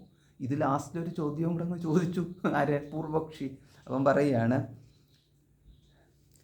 യത്ര ത്വസ്യ സർവമാത്മൈവാഭൂ തത്കേന കം പശ്യേത്. എല്ലാം ആത്മാവായിട്ട് കണ്ടാൽ തത്ത് അങ്ങനെ കണ്ടു കഴിഞ്ഞാൽ തത്ത് കേന കം പശ്യേത്, ആരാൽ എന്ത് കാണുന്നു എന്ന്. എല്ലായിടത്തും എല്ലാം ആത്മാവായിട്ട് കണ്ടാൽ ആര് എന്ത് കാണുന്നു? ആത്മൈവാഭൂത് വിജാനതഃ തത്ര കോമോഹ കശോക നമ്മൾ മറ്റൊരിടത്തും കാണുകയുണ്ടായി. അപ്പം എല്ലായിടത്തും ആത്മാ എന്ന് മാത്രം. അപ്പം സർവം ഖല്ലിതം ബ്രഹ്മ എന്നുള്ള പ്രയോഗമുണ്ടല്ലോ, സർവം ആത്മാ ഏവ എന്നുള്ളതിൻ്റെ മറ്റൊരു പ്രയോഗമാണ് സർവം ഖല്ലിതം ബ്രഹ്മ എന്ന് പറഞ്ഞാൽ ബ്രഹ്മം മാത്രമേ ഉള്ളൂ എന്നുണ്ടെങ്കിൽ കഹ ആര് കാണുന്നു. അപ്പോൾ അതുകൊണ്ടാണ് ആര് കാണുന്നു എന്നുള്ളതാണ് കം പശ്യേത്, എന്തിനെ കാണുന്നു എന്നുള്ളത്. കേന ആരാൽ, അപ്പം കേന ആരാൽ എന്ത് കാണുന്നു. അപ്പം അങ്ങനെ ദ്വൈതം എന്ന് പറയുന്നത് അവിടെ ഉണ്ടായിരിക്കത്തില്ല എന്ന്. അപ്പോൾ അവിടെ നമുക്ക് അതിപ്പോൾ എങ്ങനെ പശ്യൻ ശൃണ്വൻ സ്പൃശൻ ജിഘ്രൻ അങ്ങനെ ആ ഒരു ശ്ലോകവുമായിട്ട് നമ്മളിവിടെ അതിനെ ചേർത്ത് വെച്ച് കാണണം എന്നത്. ഉന്മിഷൻ നിമിഷൻ നബി നാഹം കിഞ്ചിത് കരോമീതി, ഞാനൊന്നും ചെയ്യുന്നില്ല എന്ന് എങ്ങനെയാണ് കാണേണ്ടതെന്നുള്ളത് ഭഗവത്ഗീതയിൽ ഭഗവാൻ അവിടെ പറയുകയുണ്ടായി. അതേപോലെ അത് ഭോക്താവിനും ബാധകമാണ് എന്ന്. കർത്താവിന് എപ്രകാരം ബാധകമാണോ അപ്രകാരം തന്നെ ഭോക്താവിനും ബാധകമാണ്. ഞാനൊന്നും ചെയ്യുന്നില്ല എന്ന് പറയുന്ന പോലെ ഞാനൊന്നും അനുഭവിക്കുന്നും ഇല്ല, അതോടൊപ്പം തന്നെ ഞാനൊന്നും അറിയുന്നും ഇല്ല എന്ന്. അപ്പം കേനക്കം വിജാനീയാത് കേനക്കം പശ്യേത് എന്ന് പറഞ്ഞു കഴിഞ്ഞാൽ, പശ്യേത്ത് എന്ന് പറയുമ്പോൾ ജ്ഞാനേന്ദ്രിയങ്ങളുടെ പ്രയോഗമായി. അപ്പോൾ അതുകൊണ്ട് അറിയുക, അനുഭവിക്കുക, ഇങ്ങനെയുള്ളതിനൊന്നും പിന്നെ ചെയ്യുക, ഇങ്ങനെയുള്ളതിനൊന്നും കർത്ത ഭോക്ത ജ്ഞാത, ഈ പറഞ്ഞ 3 മേഖലകൾക്കും പിന്നെ പ്രസക്തിയില്ല എന്നതാണ്. ഇതാണ് ഈ അധികരണത്തിൽ പറഞ്ഞിരിക്കുന്നത്. ഇനി അടുത്തതാണ് അന്തരധികരണം. അന്തരധികരണം അകത്ത്. ഇപ്പം നമ്മൾ ഇത് തന്നെയാണ് ഗുഹാം പ്രവിഷ്ടവും എന്ന് പറഞ്ഞപ്പോൾ ഈ ഗുഹ ഇപ്പം എവിടെയാവാം, അങ്ങനെ ആവാമല്ലോ. അന്തർ എന്ന് പറഞ്ഞാൽ നിങ്ങൾ എന്താണ് ഉദ്ദേശിക്കുന്നത്? അകത്ത് എന്ന് പറഞ്ഞാൽ കൃത്യമായിട്ട് പറഞ്ഞോളൂ എന്താണ് എന്ന്. അപ്പം ചിലർ പറയുന്നതെന്ന് പറഞ്ഞു കഴിഞ്ഞാൽ നമ്മളിങ്ങനെ അപ്പം ഈ ഗുഹ എന്ന് പറഞ്ഞു കഴിഞ്ഞാൽ ഈ ധ്യാനത്തിലൂടെ ഈ ശരീരത്തിനെയൊക്കെ അതിക്രമിച്ച് കടന്നിട്ട് മറ്റൊരിടത്തുകൂടി അങ്ങനെ പോകുന്നു എന്ന്. അങ്ങനത്തെയുള്ള രീതിയിൽ ആ തരത്തിലുള്ള ഈ സൂക്ഷ്മ ശരീരത്തിനെ കൊണ്ട് കൈകാര്യം ചെയ്യേണ്ട ഒരു കാര്യമല്ല എന്നുള്ളത് ആദ്യം തന്നെ മനസ്സിലാക്കണം. അപ്പോൾ സൂക്ഷ്മ ശരീരത്തിനെ വലിക്കുകയും നീട്ടുകയും കുറയ്ക്കുകയും ഒക്കെ ചെയ്തുകൊണ്ട് ധ്യാനിച്ച് ഈ സൂക്ഷ്മ ശരീരത്തിനെ സ്ഥൂല ശരീരത്തിൽ നിന്ന് അടർത്തി മാറ്റിയിട്ട് ഈ സൂക്ഷ്മ ശരീരത്തിനെ കൊണ്ടുപോയിട്ട് ഏതെങ്കിലും കൊണ്ട് മരപ്പത്ത് പോലത്തെ ഒളിപ്പിച്ച് വെക്കാൻ പറ്റുന്ന ഒരു ഗുഹയിലോട്ട് കയറ്റി വിടുക, ഈ തരത്തിലുള്ള ബുദ്ധിയൊന്നും കാണിക്കേണ്ട കാര്യമില്ല. അല്ലെങ്കിൽ ക്ഷുരസ്യധാര നിശിതാപരത്തി ദുരത്യ എന്നൊക്കെ പറഞ്ഞ മാതിരി എന്നിട്ട് ഒരു നൂലിങ്ങനെ തൂങ്ങിക്കിടക്കുന്ന നൂലിൽ കൂടെ ഇഴഞ്ഞു കയറുന്നതായിട്ട് ഭാവന ചെയ്തു പോവുക. ഇതിൻ്റെയൊക്കെ എന്ന് പറഞ്ഞു കഴിഞ്ഞാൽ ഭാവനയൊക്കെ ചെയ്യേണ്ടവർക്ക് ചെയ്യാം, വേറെ പണിയൊന്നും ഇല്ലെങ്കിൽ. അല്ലാതെ ഈ തരത്തിൽ സൂക്ഷ്മ ശരീരത്തിനെ കൊണ്ടുപോയിട്ട് എവിടെയെങ്കിലും കൊണ്ട് വെക്കൽ എന്നുള്ളത് അല്ല. ഈ വെക്കൽ എന്ന് പറഞ്ഞാൽ അതിൻ്റെ അർത്ഥം എന്ന് പറഞ്ഞാൽ ഈ 14 ലോകങ്ങളിലേക്ക് പോകുന്നത് പോലെ സാങ്കല്പികമായിട്ടുള്ള ഏതെങ്കിലും സ്ഥാനത്ത് കൊണ്ട് സൂക്ഷ്മ ശരീരത്തിനെ വെക്കുക. സൂക്ഷ്മ ശരീരത്തിനെ വെക്കുക എന്ന് പറഞ്ഞാൽ ഈ അവനവനാണ്. സൂക്ഷ്മ ശരീരം പോയി കഴിഞ്ഞാൽ അവനവനും കൂടെ പോകുന്നു. അല്ലാതെ സൂക്ഷ്മ ശരീരത്തിനെ മാത്രം വിടാനും നമ്മളിവിടെ നിൽക്കാനും കൂടെ സാധ്യമല്ലല്ലോ. അപ്പം ജീവാത്മാവ് പോവുക എന്ന് പറഞ്ഞാൽ സൂക്ഷ്മ ശരീരം പോകുന്നതിനെയാണല്ലോ ജീവാത്മാ പോവുക എന്ന് പറയുന്നത്. അല്ലാതെ ജീവാത്മാവ് സൂക്ഷ്മ ശരീരം ഇവിടെ ഇട്ടിട്ട് ജീവാത്മാവിന് പോവുകയില്ല. സൂക്ഷ്മ ശരീരം പോകുന്നു, സൂക്ഷ്മ ശരീരം വരുന്നു, ഇത്രയേ ഉള്ളൂ.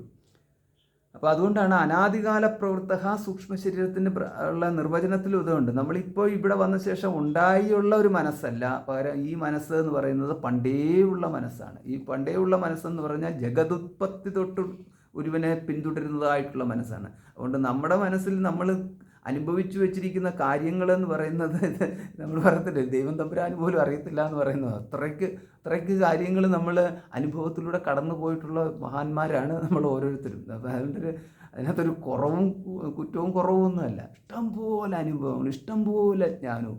ഇത് മുഴുവനും കൂടെ നമുക്ക് ആവശ്യമില്ലാത്തത് കൊണ്ട് നമ്മൾ അതൊന്ന്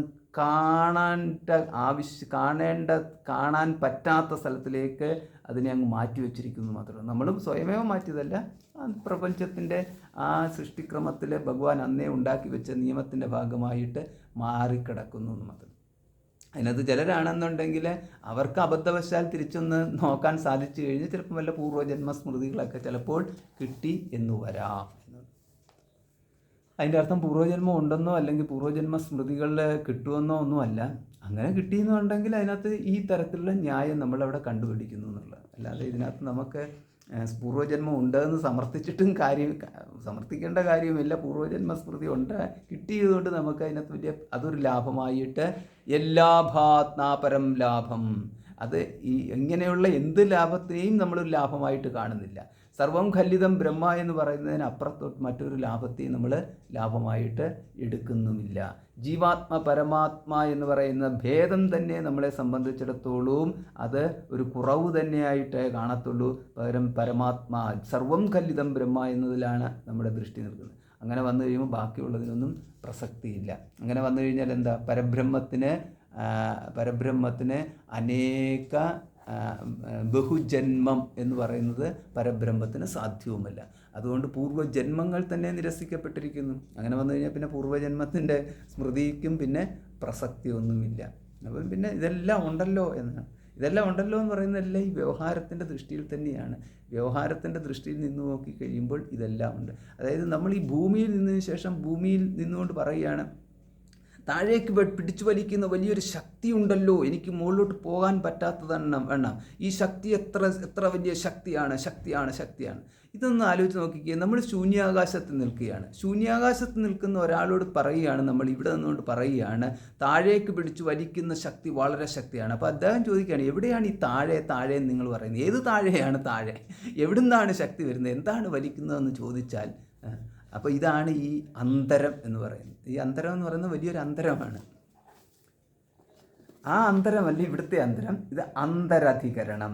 അന്തരഹ ഉപപത്തേഹ സൂത്രം 13ാമത്തെ സൂത്രം. യേഷഃ അക്ഷിണി പുരുഷോ ദൃശ്യത്തെ യേഷ ആത്മേതി ഹോവാച ഏതദമൃതമഭയം ഏതദ് ബ്രഹ്മേതി തദ്യദ്യസ്മിൻ സർപ്പിരിബോധകം സിഞ്ചതി വർത്മിനീവ ഗച്ഛതി എന്ന് ഛാന്തോഗ്യോപനിഷത്തിനകത്ത് 4:15-1. ഇവിടെ ഇപ്പോൾ അടുത്ത ചോദ്യം, ഇപ്പം ഇങ്ങനെയൊക്കെ പറയുമ്പോൾ അടുത്ത ചോദ്യം, അങ്ങനെയാണെന്നുണ്ടെങ്കിൽ ഇപ്പം പരമാത്മാവ് മാത്രമേ ഉള്ളൂ എന്നാണല്ലോ പറയുന്നത്. അതെ, പരമാത്മാവ് മാത്രമേ ഉള്ളൂ എന്ന് പറഞ്ഞു. അപ്പോൾ അങ്ങനെ പരമാത്മാവ് മാത്രമേ ഉള്ളൂ എന്നുണ്ടെങ്കിൽ ചക്ഷുപുരുഷനെ കുറിച്ച് പറയുന്നുണ്ടല്ലോ. ചക്ഷിണി വർത്തമാനഹ എന്നൊക്കെയുള്ള രീതിയിലുള്ള പ്രയോഗങ്ങളുണ്ടല്ലോ. അപ്പോൾ അങ്ങനെ ഉള്ള പുരുഷൻ, അത് ചക്ഷുവിൽ ഉപലബ്ധമായിട്ടുള്ള കണ്ണിലിരിക്കുന്ന പുരുഷൻ എന്ന് പറഞ്ഞാൽ കണ്ണിലെ ചേതന. അപ്പം കണ്ണിലെ ചേതന അതാണ് യേഷഃ അക്ഷിണി പുരുഷഃ ദൃശ്യത്തെ. അപ്പം നമ്മൾ ദക്ഷിണാക്ഷി പുരുഷ വിദ്യയൊക്കെ കണ്ടല്ലോ, വലത്തെ കണ്ണിൽ പുരുഷൻ ഇരിക്കുന്നു എന്നുള്ള രീതിയിൽ. അപ്പോൾ ആ കണ്ണിൽ കാണുന്ന ചേതന എന്ന് പറയുന്നത് ആരാകുന്നു? ഇതൊരു ചോദ്യം. അപ്പോൾ ഈ ചോദ്യത്തിനകത്ത് എന്താ ഉദ്ദേശിച്ചിരിക്കുന്നത്? ഈ ചോദ്യത്തിനകത്ത് ഉദ്ദേശിച്ചിരിക്കുന്നത്, ഒന്ന്, ജീവാത്മാവാണോ കണ്ണിലിരിക്കുന്നത്? രണ്ട്, ഇപ്പം ഈ കണ്ണിനെ പ്രകാശിപ്പിക്കുന്ന ദേവത എന്ന് പറയുന്നത് ചക്ഷോരാദിത്യ എന്നുള്ളതുണ്ട്. അപ്പം ചക്ഷുവിനെ പ്രകാശിപ്പിക്കുന്നത് ആദിത്യനായതുകൊണ്ട് ആദിത്യനാണോ കണ്ണിലിരിക്കുന്നത്? മൂന്നാമത്തേത്, നമ്മൾ പ്രകൃത വിഷയം ആയിട്ടുള്ള ഇവിടുത്തെ പരമാത്മാവാണോ കണ്ണിലിരിക്കുന്നത്? ഈ ഒരു ചോദ്യം വന്നു. അപ്പോൾ ഇതിനകത്ത് നമ്മൾ ജീവാത്മാവാണ് ഇരിക്കുന്നതെന്ന് പറഞ്ഞു കഴിഞ്ഞാൽ ജീവാത്മാവുണ്ട്. അപ്പം ജീവാത്മാവ് കണ്ണിലിരിക്കുന്ന പുരുഷനായിട്ട് ജീവാത്മാവുണ്ടല്ലോ എന്ന് പറയാം. ഇനി ദേവതയാണ് ഇരിക്കുന്നതെന്ന് പറഞ്ഞാൽ അതാരാ? ആദിത്യ ദേവതയാണ് ഇരിക്കുന്നതെന്ന് പറഞ്ഞാൽ അപ്പോഴും പറയാം ആദിത്യ ദേവത ഉണ്ടല്ലോ. അപ്പോൾ അവിടെ ജ്ഞാതാവാരാ? ആദിത്യ ദേവത ജ്ഞാതാവാന്ന് പറയേണ്ടി വരും. പിന്നെ ജീവാത്മാവാണ് അവിടെ ഇരിക്കുന്നതെന്ന് പറഞ്ഞാൽ ജീവാത്മാവാണ് ജ്ഞാതാവെന്ന് പറയേണ്ടി വരും. പരമാത്മാവാണ് ഇരിക്കുന്നതെങ്കിൽ പരമാത്മാവ് ജ്ഞാത എന്ന് പറയേണ്ടി വരും. ഇപ്പം എന്ത് പറഞ്ഞാലാണ് മുമ്പ് പറയുന്നതിന് വിരോധമല്ലാത്തതായിട്ട് തീരുന്നത് എന്ന് നമുക്ക് ഇടയ്ക്കിടയ്ക്ക് പരമാത്മാവിനെ കുറിച്ച് പറയുമ്പോൾ സർവം കല്ലിതം ബ്രഹ്മ എന്ന് പറയുകയും, അല്ലാത്ത സന്ദർഭങ്ങളിലൊക്കെ ആണെങ്കിൽ നിങ്ങൾ കണ്ണിലിരിക്കുന്ന ജീവാത്മാവാണ്, ദൃഷ്ടാവാണ്, അങ്ങനെയുള്ള നിങ്ങൾ അല്പമായിട്ടുള്ളതിനെ കാണത്തുള്ളൂ എന്ന് പറഞ്ഞാൽ, അല്പത്വം ദൃഷ്ടാവിന് ആരോപിച്ചാൽ അത് ജീവാത്മാവിൻ്റെ ആരോപിക്കപ്പെടുന്ന അല്പത്വം. അപ്പം ജീവാത്മാവിന് അല്പത്വം ആരോപിച്ചു കഴിഞ്ഞാൽ ജീവാത്മാ ഛായാതപവും എന്നുള്ള പ്രയോഗത്തിലൂടെ അവിടെ നമ്മൾ കണ്ടത് ആതപം മാത്രമേ ഉള്ളൂ സത്യം, ഛായ എന്ന് പറയുന്നത് അസത്യമാണെന്ന് കണ്ടാൽ അവിടെ ജീവാത്മാവിനെ എവിടെയാണോ നമ്മൾ ജീവാത്മത്വം എവിടെയാണോ നമ്മൾ ആരോപിച്ചിരിക്കുന്നത് അവിടെയുള്ളത് പരമാത്മ തന്നെ ആകയാൽ പരമാത്മാവിൽ അല്പത്വം ആരോപിച്ചതായിട്ട് വരുന്നു. ഇപ്പം ചുരുക്കത്തിൽ നമ്മൾ വേദാന്തത്തിൽ ഒന്ന് പറഞ്ഞു കഴിഞ്ഞാൽ പിന്നെ അവിടെ തന്നെ നമുക്ക് ഉറപ്പിച്ച് നിർത്തണമെന്നുണ്ടെങ്കിൽ ഈ മാതിരിയുള്ള പ്രയോഗങ്ങൾ കൊണ്ടുവന്നു കഴിഞ്ഞാൽ അതിന് സമാധാനം പറയാൻ നമ്മൾ അറിഞ്ഞിരിക്കണം എന്ന്. അപ്പോൾ അതിനു വേണ്ടിയിട്ടാണ് ഇവിടെ അതിനുള്ള സമാധാനം പറയുകയാണ്. യേഷഃ അക്ഷിണി പുരുഷോ ദൃശ്യത്തെ യേഷ ആത്മേതി ഹോവാച. അവിടെ ഇരിക്കുന്നത് ആത്മാ തന്നെയാണെന്ന്. ഏതത് അമൃതം എന്ന്. അപ്പോൾ ആത്മാ എന്ന് പറഞ്ഞാൽ ഏതാത്മാ എന്ന് പറയുന്നില്ല, ജീവാത്മാവാണ് അവിടെ ഇരിക്കുന്നതെന്ന് പറയുന്നില്ല, പകരം ആത്മാ എന്ന് മാത്രമേ പറയുന്നുള്ളൂ. പക്ഷേ ആത്മാവിന് വിശേഷണമായിട്ട് പറഞ്ഞിരിക്കുകയാണ് അമൃതം എന്ന്. ജീവാത്മാവിനും അമൃതത്വമുണ്ടല്ലോ, അപ്പോൾ ആ അമൃതത്വം ഉള്ളതുകൊണ്ട് ജീവാത്മാവാണോ? അഭയം എന്ന്. ഇപ്പോൾ ജീവാത്മാവിനെ കുറിച്ച് പറയുമ്പോൾ അഭയം എന്നുള്ള പ്രയോഗം നമുക്ക് കൊടുക്കുക സാധ്യമല്ല. കാരണം മൃത്യുഭീതനാണ് ജീവാത്മാ എന്നുള്ളത്. നമ്മൾ ജീവാത്മാ എന്ന് പറഞ്ഞു കഴിഞ്ഞാൽ ഇവിടെ സാധാരണഗതിയിൽ കർത്താ ജ്ഞാതാ ഭോക്ത എന്നുള്ള തലത്തിൽ മാത്രം എടുക്കുന്നുള്ളൂ. അല്ലാതെ നമ്മൾ ഇത് സുഷുപ്തിയിൽ സ്ഥിതി ചെയ്യുന്ന ജീവാത്മാ എന്നുള്ള രീതിയിലോ അല്ലെങ്കിൽ അങ്ങനെയുള്ള രീതിയിൽ അവബോധം മാത്രമായിട്ടുള്ള ജീവാത്മാ എന്നോ അല്ലെങ്കിൽ ബോധം കെട്ടുറങ്ങുന്ന ജീവാത്മാ എന്നുള്ള രീതിയിലൊന്നും എടുക്കുന്നില്ല. നമ്മുടെ ഇപ്പോൾ വ്യവഹാരിയായിട്ടുള്ള വ്യക്തി എന്നുള്ള അർത്ഥത്തിൽ മാത്രമേ ജീവാത്മാവ് എന്നുള്ള പ്രയോഗത്തിന് പ്രസക്തിയുള്ളൂ. അപ്പം പ്രസക്തമായിട്ടുള്ളത് എടുത്ത് നോക്കിക്കഴിഞ്ഞാൽ അവിടെ ആരാ? ഭീതനാണുള്ളത്. അപ്പം ആ ഭീതനായിട്ടുള്ളവനെ ഭീതരഹിതൻ അല്ലെങ്കിൽ അമൃതൻ ഇങ്ങനെയുള്ള പ്രയോഗം ഉണ്ടല്ലോ. അമൃതം, അഭയം എന്നുള്ളത് പറയാൻ പറ്റത്തില്ല. മൃതി ഇല്ലാത്തവനെന്നും ഭയമില്ലാത്തവനെന്നുള്ള രീതിയിൽ, അതാണ് ഭയമില്ലാത്തവൻ എന്നുള്ള രീതിയിൽ പറയാൻ പറ്റത്തില്ല. അഭയം വൈ ബ്രഹ്മ എന്നാണ് ഉപനിഷത്തിൽ പറഞ്ഞിരിക്കുന്നത്. അഭയം എന്ന് പറയുന്നത് ബ്രഹ്മത്തിന് വിശേഷണമായിട്ടാണ് പറഞ്ഞിരിക്കുന്നത്, ജീവാത്മാവിന് വിശേഷണമായിട്ടല്ല പറഞ്ഞിരിക്കുന്നത്. കാരണം ജീവാത്മപ്രാപ്തി അല്ലല്ലോ ഒരുവൻ്റെ ലക്ഷ്യം, ബ്രഹ്മപ്രാപ്തിയാണ് ലക്ഷ്യം. ജീവാത്മാവാണ് ബ്രഹ്മത്തെ പ്രാപിക്കുന്നത്. അതാണല്ലോ നമ്മുടെ പുരുഷാർത്ഥം എന്ന് പറയുന്നത്. അപ്പം ജീവാത്മാ സ്വയം ജീവാത്മാവിനെ പ്രാപിച്ചു കഴിഞ്ഞാൽ പിന്നെ പുരുഷാർത്ഥം എന്താണുള്ളത് അവിടെ എന്ന് പറഞ്ഞാൽ ഞാൻ എന്നെ തന്നെ നേടി. ഇതെന്തൊരു നേട്ടമാണുള്ളത്. മറ്റൊരാളെ നേടി എന്ന് പറഞ്ഞു കഴിഞ്ഞാൽ അപ്പോൾ അതാണ് ഭാര്യ ഭർത്താവ്. ഒരു പുരുഷൻ സ്ത്രീയെ നേടിക്കഴിഞ്ഞാൽ ഭാര്യ ഭർത്താവ് എന്നുള്ള ബന്ധത്തിലേക്ക് വന്നു. അപ്പം പിന്നെ ഒരു കുടുംബം ഉണ്ടായി, കുടുംബം നേടി എന്ന് പറയും. ഒരു കുട്ടി ഉണ്ടായിക്കഴിഞ്ഞാൽ കുട്ടിയെ നേടി എന്ന് പറയുന്നത്. ജോലി എടുത്തു കഴിഞ്ഞാൽ ജോലി നേടി, പിന്നെ സമ്പത്ത് നേടി. ഇതെല്ലാം നേട്ടം എന്ന് പറഞ്ഞു കഴിഞ്ഞാൽ ഇപ്പോൾ ഉള്ളത് അത് തന്നെ. ഇതിപ്പം ഞാൻ നേടിയതാണെന്ന് പറഞ്ഞാൽ നമുക്ക് കൊണ്ടുവരാൻ പറ്റത്തില്ല. അപ്പം നേടണമെന്നുണ്ടെങ്കിൽ ഇപ്പോൾ ഇല്ലാത്തതും പിന്നെ വന്നു ചേരുന്നതും, അങ്ങനെ വന്നു ചേരുമ്പോൾ ഒരു വൃദ്ധി ഉണ്ടാകുകയും വേണം. എങ്കിൽ മാത്രമേ അവിടെ നേട്ടം എന്ന് പറയാൻ പറ്റത്തുള്ളൂ. അത് മുമ്പുള്ളതിനേക്കാൾ ഒരു കൂടുതലായിരിക്കണം, എങ്കിൽ മാത്രമേ നേട്ടം എന്ന് പറയാൻ പറ്റത്തുള്ളൂ. അല്ലെങ്കിൽ എന്തെങ്കിലും വ്യത്യാസം ഉണ്ടായിരിക്കണം. ചിലപ്പോൾ അങ്ങനെ കുറവാണെങ്കിൽ ചിലപ്പോൾ അങ്ങനെ കുറവ് എന്ന് പറയാനുണ്ടായിരിക്കണം. പക്ഷേ ഇവിടെയാണെങ്കിലോ അങ്ങനെയൊന്നും പറയാനില്ലെങ്കിൽ പിന്നെ ജീവാത്മാ സ്വയം ജീവാത്മാവിനെ നേടി എന്ന് പറയുന്നതിനകത്ത് യാതൊരു അർത്ഥവുമില്ല. അപ്പോൾ അതുകൊണ്ട് നേട്ടം ആരെയായിരിക്കണം? പരമാത്മാവിനെ തന്നെ ആയിരിക്കണമല്ലോ. അതുകൊണ്ട് പറയണ തദ് ബ്രഹ്മേതി, അത് ബ്രഹ്മം തന്നെയാണ്. തദ്യസ്മിൻ സർപ്പിർവാ ഉദകം വാ സിഞ്ചതി. ഇത് ആരെക്കുറിച്ചാണ് പറയുന്നത്? കണ്ണിലിരിക്കുന്ന പുരുഷനെ കുറിച്ചാണ് പറയുന്നത്. കണ്ണിലിരിക്കുന്ന പുരുഷൻ ജീവാത്മാവാണോ ദേവതയാണോ പരമാത്മാവാണോ? ജീവാത്മാവുമല്ല ദേവതയുമല്ല, കണ്ണിലിരിക്കുന്ന പുരുഷൻ സാക്ഷാൽ ബ്രഹ്മം തന്നെയാണ് എന്ന്. സാക്ഷാത് ബ്രഹ്മയേവാ എന്ന്, ബ്രഹ്മം തന്നെയാണ് അവിടെ ഇരിക്കുന്നത് എന്ന്. അതുകൊണ്ട് ആ ബ്രഹ്മം അവിടെ ഇരിക്കുന്നത് കൊണ്ട്, അതുകൊണ്ട് ആ കണ്ണിലൊഴിക്കുന്ന വെള്ളമോ നെയ്യോ ആണെങ്കിൽ ആ പുരുഷനെ സ്പർശിക്കാതെ പുറത്തേക്ക് ഒഴുകിപ്പോകുന്നു എന്ന്. അപ്പോൾ അതിൻ്റെ കണ്ണ് നീറുന്നല്ലോ. കണ്ണ് നീറുന്നത് കണ്ണിലിരിക്കുന്ന പുരുഷനെ പറ്റുന്നില്ല എന്നുള്ളതാണ്. അപ്പം കണ്ണിൽ പുരുഷൻ ഇരിക്കുന്നു എന്നുള്ളതിനാണ് ഇവിടുത്തെ പ്രാധാന്യമുള്ളത്. ആ പുരുഷൻ എന്ന് പറയുന്നത് ബ്രഹ്മം തന്നെയാകുന്നു എന്ന്. അതായത് അവിടെ ആ കണ്ണിലൊഴിക്കുന്ന പുരുഷനിലേക്ക്, അത് ഇപ്പം നമ്മളിപ്പോൾ കണ്ണിലൊഴിക്കുന്ന നെയ്യ് കണ്ണിൽ പുരുഷനെ പറ്റി പിടിച്ചാൽ, അത് പുരുഷൻ എന്ന് പറഞ്ഞാൽ ദ്രഷ്ടാവായിട്ടിരിക്കുന്നതിനെ പറ്റി പിടിച്ചു കഴിഞ്ഞാൽ, ദൃഷ്ടാവ് എപ്പോഴും എന്താണ്? സ്വയം തന്നെ എന്തുമയമായിട്ടാണ് കാണുന്നത്? ഹൃദമയോഹം എന്ന രീതിയിലല്ലേ കാണുക. ഹൃദമയോഹം പശ്യാമി ഘടം പശ്യാമി. പിന്നെ അതെങ്ങനെ പറയാൻ പറ്റത്തുള്ളൂ? അല്ലെങ്കിൽ ജലത്തെയാണെന്നുണ്ട് ജലമയോഹം ഘടം പശ്യാമി എന്നേ പറയാൻ പറ്റത്തുള്ളൂ. അപ്പം ജലമയനായ ഞാൻ, അതായത് എന്താണ് പറയേണ്ടത്? മയം വേണ്ട. ഇപ്പം ജലസഹിതനെന്നോ അല്ലെങ്കിൽ അതേമാതിരി അതൊരു വാക്ക് കണ്ടുപിടിക്കണം, അതിന് പറ്റിയൊരു വാക്ക്. അങ്ങനെയുള്ള പറ്റിപ്പിടിച്ചവൻ എന്നുള്ളത്, കൃതം പറ്റിപ്പിടിച്ചിരിക്കുന്നവൻ എന്നുള്ള അർത്ഥമുള്ളൊരു വാക്ക് കണ്ടുപിടിക്കണം. അങ്ങനെയുള്ളവനാണ് ഞാൻ എന്നുള്ള രീതിയിൽ അത് സ്ഥിരതയുള്ളതായിട്ട് പോകും. അപ്പോൾ അങ്ങനെ സ്ഥിരതയുള്ളതായിട്ട് പോകുന്നില്ലല്ലോ. അങ്ങനെ വന്നു കഴിഞ്ഞാൽ നമുക്ക് എന്താവും? നമ്മൾ എന്ത് കണ്ടു കഴിഞ്ഞാലും ആ കണ്ടതിൻ്റെ ഒരു അംശം കയറി പറ്റിപ്പിടിച്ചാലും മതി. അങ്ങനെയൊന്നും പറ്റിപ്പിടിക്കുന്നില്ലല്ലോ. അതുകൊണ്ട് നിർലിപ്തം എന്ന് പറയുന്നത് ലിപ്താണ് അതിൻ്റെ വാചകം എന്ന് പറഞ്ഞു കഴിഞ്ഞാൽ. അവിടെ എന്താണ്? ഘൃതലിപ്ത എന്നുള്ള.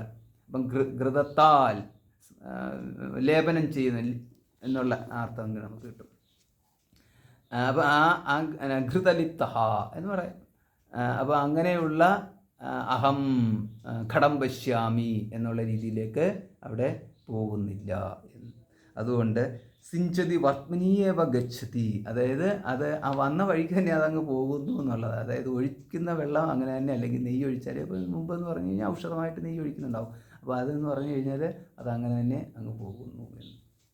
അപ്പോൾ അതിനകത്തൂടെ എന്താ അവിടെ പരാമർശിക്കുന്നത്? കണ്ണിനകത്ത് നെയ്യ് വെള്ളം ഒഴിച്ചു കഴിഞ്ഞാൽ പുറത്തു പോകുന്നു എന്നുള്ളതല്ല ഇവിടുത്തെ വിഷയം. പകരം എന്ന് പറയുന്നത് കണ്ണിലിരിക്കുന്ന പുരുഷൻ പരമാത്മാ തന്നെയാവുന്നു. എന്തുകൊണ്ടായിരിക്കും കണ്ണിലിരിക്കുന്ന പുരുഷൻ പരമാത്മാ എന്ന് പറയാൻ കാരണം? കാരണം ചേതനവും അചേതനവും എന്ന് പറയുന്നത് രണ്ട് മാത്രമല്ലേ ഉള്ളൂ ഇവിടെ. ആ ചേതനം അചേതനം എന്ന് പറയുന്നതിൻ്റെ ഇടയ്ക്ക് മൂന്നാമതായിട്ട് ആ ചേതനത്തിൻ്റെ തന്നെ വകഭേദമായിട്ട് ഉത്കൃഷ്ടചേതനമെന്നും നികൃഷ്ടചേതനമെന്നും പറഞ്ഞുകൊണ്ട് ഉത്കൃഷ്ടചേതനം പരമാത്മാവായിരിക്കട്ടെ, നികൃഷ്ടചേതനം ജീവാത്മാവായിരിക്കട്ടെ എന്നുള്ള രീതിയിലുള്ള വേർതിരിവൊന്നും സാധ്യമല്ല. ചേതനവും അച്ചിത്ത് ജഡം എന്ന് പറഞ്ഞ രണ്ടേ ഉള്ളെന്നുണ്ടെങ്കിൽ ചിത്ത് പരമാത്മാവാണെങ്കിൽ പിന്നെ അവിടെ മറ്റൊന്നും തന്നെ ഇല്ല. അതുകൊണ്ട് അപ്പം പിന്നെ ആ പരമാത്മാ തന്നെ പരമാത്മാ തന്നെ ദൃഷ്ട എന്ന രീതിയിൽ, അതുകൊണ്ട് ഭോക്ത എന്നുള്ള രീതിയിൽ ഇപ്പോൾ അത് പ്രകടമായി എന്നത് കൊണ്ട് ഇത് ജീവാത്മാവാണ് എന്ന് എടുക്കപ്പെട്ടു, അത്രയേ ഉള്ളൂ. അപ്പോൾ ആരെടുക്കപ്പെട്ടു എന്ന് പറഞ്ഞു കഴിഞ്ഞാൽ ഭൂമിയിലിരിക്കുന്നവൻ തന്നെ താഴോട്ട് ആരോ പിടിച്ച് വലിക്കുന്നു എന്ന് പറഞ്ഞുകൊണ്ടിരിക്കുന്നതന്നെ. എല്ലാം താഴേക്ക് പിടിച്ച് വലിച്ചുകൊണ്ടിരിക്കുന്നു എന്ന് പറയുന്ന മാതിരി മുകളിൽ പോയിരിക്കുന്നവന് അപ്രകാരമൊന്നും പിടുത്തമില്ലാത്തതുപോലെ സംസാരത്തിൽ ബദ്ധനായിരിക്കുന്നവനെ സംബന്ധിച്ചിടത്തോളം പീഡിതനായ ജീവാത്മാ എന്നുള്ളത്. സംസാരത്തിൽ നിന്ന് ഉയർന്നു നിൽക്കുന്നവനെ സംബന്ധിച്ചിടത്തോളം അവിടെ പീഡിതനായ ജീവാത്മാ എന്ന പ്രയോഗമില്ല, പകരമുള്ളത് പരമാത്മാ മാത്രം എന്നുള്ളത്. അപ്പോൾ അത് ഇവിടുത്തെ വിഷയം എന്താ? അന്തരധികരണം എന്ന് പറഞ്ഞില്ലേ? ഇപ്പം അന്തരഹ എന്ന് പറഞ്ഞാൽ എന്താണ്? ചക്ഷുർ അന്തരേ എന്നുള്ളതാണ്. അത് കണ്ണിനുള്ളിൽ വർത്തിക്കുന്ന പുരുഷനവിടെ അതുകൊണ്ട് പരമാത്മാ തന്നെ എന്ന് നമുക്ക് ഇതിനകത്തൂടെ നമുക്ക് ലഭിക്കുന്നു എന്ന്. എന്തുകൊണ്ട് ഇതിനകത്ത് കണ്ണിലിരിക്കുന്ന പുരുഷന് ഇതുവരെ നമ്മൾ പഠിച്ചിരിക്കുന്നത് ദൃഷ്ട എന്ന് പറയുന്നത് ജീവാത്മാവിനെ കുറിച്ചും ഇങ്ങനെയൊക്കെയാണല്ലോ പഠിച്ചത്, അല്പമായിട്ടാണല്ലോ നമ്മൾ പഠിച്ചത്. നമ്മളത് ആദ്യം നമ്മളൊന്ന് അല്പമായിട്ട് പഠിച്ചു എന്നുള്ളത് നമ്മൾ എന്താണ് ഒരു വരി പഠിക്കുമ്പോൾ ആദ്യം അക്ഷരമല്ലേ വായിക്കുന്നത്, ആദ്യത്തെ അക്ഷരമല്ലേ വായിക്കുന്നത്, പിന്നത്തെ രണ്ടാമത്തെ അക്ഷരമല്ല, അല്ലാതെ ഒരു വരി ഒന്നിച്ച് നമ്മൾ വായിക്കുന്നില്ലല്ലോ. പിന്നെ നമ്മളത് ശീലം കൊണ്ട് ഒറ്റ നോട്ടത്തിൽ നമ്മളത് മുഴുവൻ കൂടെ അത് ശീലം കൊണ്ടാണ്. അപ്പോൾ ആ ശീലം കിട്ടണമെന്നുണ്ടെങ്കിൽ ആദ്യം ഓരോ അക്ഷരം തന്നെയായിട്ട് തന്നെ വായിക്കണം എന്നുള്ളത്. ക്രമമായിട്ടാണ് ഓരോ അക്ഷരമായിട്ടാണ് നമ്മൾ വായിച്ചു പോകുന്നത്. പിന്നത്തെ അക്ഷരങ്ങളുടെ കൂട്ടി ഒരൊറ്റ കൂട്ടത്ത് നോക്കിക്കഴിയുമ്പോൾ അതൊരു വാക്കായിട്ട് നമുക്ക് കാണുന്ന തരത്തിലേക്ക് നമ്മുടെ ബുദ്ധി മാറിപ്പോയതാണ്. അപ്പോൾ അങ്ങനെ മാറിപ്പോകുമ്പോഴാണ് ചില സമയത്ത് ഇല്ലാത്ത വാക്കൊക്കെ നമ്മൾ വായിച്ചെന്നും വരാം, അങ്ങനെയും കൂടെ വരും. കാരണം നമ്മൾ പറയുമ്പോൾ അത് തന്നെ വീണ്ടും ആവർത്തിച്ചെന്ന് വരാം. ചിലപ്പോൾ സ്കൂളിലെ ടീച്ചേഴ്സൊക്കെ ആണെന്നുണ്ടെങ്കിൽ ഒരു കുട്ടിയെ കൊണ്ട് ഒരേ വാക്ക് തന്നെ വീണ്ടും വായിക്കാൻ പറയും. കാരണം വായിക്കുന്നത് തെറ്റായിട്ടാണ്, പക്ഷേ എങ്കിൽ കൂടി അവനത് കാണുന്നില്ല. കാരണം അവനെ സംബന്ധിച്ചിടത്തോളം ആ ഒരു വാക്കേ അവൻ കാണുന്നത്, അത് എഴുതിയിരിക്കുന്നതിനകത്ത് സ്പെല്ലിങ്ങിനുണ്ടായ വ്യത്യാസങ്ങൾ അവൻ കാണുന്നില്ല. ബുദ്ധി കിടക്കുന്ന വാക്കാണ് അവൻ വായിച്ചുകൊണ്ടേയിരിക്കുന്നത്. കണ്ണിലും അത് തന്നെയാണ് കിടക്കുന്നതായിട്ട് ബുദ്ധിയിൽ കിടക്കുന്നത് കണ്ണിൽ കിടക്കുന്നതായിട്ട് അവൻ കാണുന്നു എന്ന്. കണ്ണിൽ കിടക്കുന്നവനെ നോക്കിക്കൊണ്ടിരിക്കുന്നത് അതാണെന്ന് അവൻ അറിയുന്നു, അവൻ തോന്നുന്നു. പക്ഷെ അതുകൊണ്ട് ഉടനെ ഇവൻ തല്ലിയതുകൊണ്ട് കാര്യമൊന്നുമില്ല. അവന് അവിടെ അതിനുള്ള ശിക്ഷണം എന്ന് പറയുന്നത് അതാണ്. നമ്മൾ ഈ ഒന്ന് പറഞ്ഞ് രണ്ടാമത്തെ ഉടനെ കൈവീശുക എന്ന് പറയുന്നത് വിവരക്കേടിൻ്റെ ഒരു ലക്ഷണമാണ്. അപ്പോൾ ഈ വിവരക്കേട് കൊണ്ടാണ് ഇത്രയും നമുക്ക് പ്രശ്നങ്ങളുണ്ടായത്. അതെന്ന് പറഞ്ഞു കഴിഞ്ഞാൽ അതല്ല ഇതിൻ്റെ മാർഗം. അപ്പോൾ ഏതം സംയദ്വാമ ഇത്യാചക്ഷതി ഏതം ഹി സർവാണി വാമാനി അഭിസംയന്തി. ഇങ്ങനെയൊക്കെ പറഞ്ഞു കഴിഞ്ഞാൽ സംയദ്വാമൻ എന്ന് പറയുന്നത്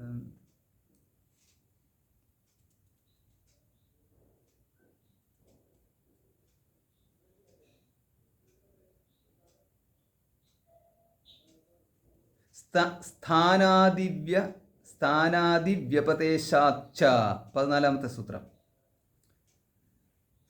അപ്പോൾ ഇവിടെ ഇപ്പം നമ്മൾ പറഞ്ഞത് ഈ കണ്ണിൽ പരമാത്മാ എന്ന് പറഞ്ഞു. അപ്പം കണ്ണിൽ പരമാത്മാ എന്ന് പറഞ്ഞാൽ സർവവ്യാപിയായ പരമാത്മാവിനെ എങ്ങനെ നിങ്ങൾക്ക് കണ്ണിൽ സ്ഥാനം കൊടുക്കാൻ സാധിക്കുന്നു എന്നുള്ളത്. അപ്പോൾ അതിനൊക്കെ എന്ന് പറയുന്നത് അതിലൂടെ പരമാത്മാവിനെ ചെറുതാക്കുകയല്ലേ ചെയ്തത്. ചെറുതാക്കിയിട്ട് അതിനല്ലേ ഞങ്ങളും പറയുന്നത്, ചെറുതാക്കി നിങ്ങൾ ജീവാത്മാവാക്കി കാണിച്ചു, വിരോധമില്ല. പക്ഷേ ഇത് പരമാത്മാ തന്നെയാണെന്ന് നിങ്ങൾക്ക് എങ്ങനെ പറയാൻ പറ്റും? അപ്പോൾ അതാണ് സ്ഥാനാദി വ്യപദേശാച്ച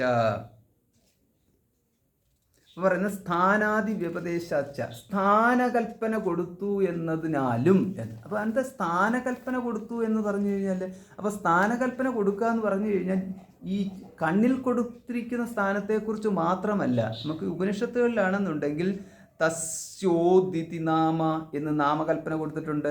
ഇവൻ്റെ പേര് ഓത്ത് എന്നാവുന്നു എന്ന്. തസ്യ ഓത്ത് ഇതി നാമ, ഇവൻ്റെ പേര്, അതായത് ബ്രഹ്മത്തെക്കുറിച്ച് പരാമർശിക്കുന്ന സന്ദർഭങ്ങളിൽ ഛാന്തോഗ്യോപനിഷത്തിനകത്ത് 1, 5, 6, 3 ഈ ഭാഗങ്ങളിലൊക്കെയാണ് പല തരത്തിലുള്ള പ്രയോഗങ്ങളുണ്ട്. അതിൽ ഇവൻ്റെ പേര് ഓത്ത് എന്നാകുന്നു എന്ന്. നമ്മൾ ഈ ഐതരേയോപനിഷത്തിനകത്ത് ഇതുപോലെ കാണല്ലോ, ഇതന്ത്രോ നാമ എന്ന് പറഞ്ഞിട്ട് പേര് കണ്ടു, അവിടെയും കണ്ടു ഇതേമാതിരി. അപ്പോൾ ഇതേപോലെ ഇവിടെയാണെന്നുണ്ടെങ്കിൽ ഛാന്തോഗ്യോപനിഷത്തിനകത്ത് 1, 6, 6, 3 തസ്യ ഓത്ത് ഇതി നാമ, ഇവൻ്റെ പേര് ഓത്ത് എന്നാണെന്ന് പറഞ്ഞു. അപ്പോൾ അവിടെ ഒരു നാമകൽപ്പന കൊടുത്തിരിക്കുകയാണ്. അപ്പോൾ ഒരു കൽപ്പനയും സാധ്യമല്ലാത്ത നിർവികൽപ്പത്തിന് ഒരു കൽപ്പന കൊടുത്തല്ലോ, നാമകൽപ്പന. ഇനി അതല്ല, ഇനി വേറൊന്നാണെങ്കിലോ, ഹിരണ്യശ്മശ്രുഹു എന്ന്, അതായത് സുവർണ താടിയോട് കൂടിയിട്ട് ഈ കേശരോമങ്ങളും ഒക്കെ, അതായത് സുവർണ രോമങ്ങളോട് കൂടിയിട്ടുള്ളവൻ എന്നുള്ള രീതിയിൽ അവിടെയും കൊടുത്തിരിക്കുന്നു എന്നവിടെ എന്താ കൊടുത്തിരിക്കുന്നത്? ഒരു രൂപകൽപ്പന കൊടുത്തിരിക്കുന്നു എന്ന്.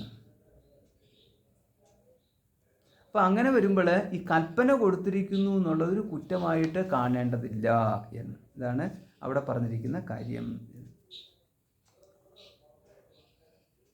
അതുപോലെ തന്നെ നമുക്ക് ഇതേമാതിരി കാണാം, സാളഗ്രാമത്തിലെ വിഷ്ണുവിനെ നമ്മൾ സങ്കല്പിക്കുന്നു. ഇങ്ങനെ എല്ലായിടത്തും ഇങ്ങനെ ഈ കൽപ്പനകൾ കൊടുക്കുന്നത് കാണാം. അതേമാതിരി തന്നെയാണ് ഇവിടെ ഒരു കൽപ്പന കൊടുത്തിരിക്കുന്നു എന്ന് മാത്രം. അത് ചക്ഷുവിന് പരമാത്മാവ് തന്നെയാണ് എന്നുള്ള ചക്ഷു ഒരു സ്ഥാനമായിട്ട് കൽപ്പിച്ചിരിക്കുന്നു എന്ന് മാത്രമേ എടുക്കേണ്ടതുള്ളൂ. ഓം പൂർണ്ണമദഃ പൂർണ്ണമിദം പൂർണ്ണാത് പൂർണ്ണമുദച്യതേ പൂർണ്ണസ്യ പൂർണ്ണമാദായ പൂർണ്ണമേവാവശിഷ്യതേ.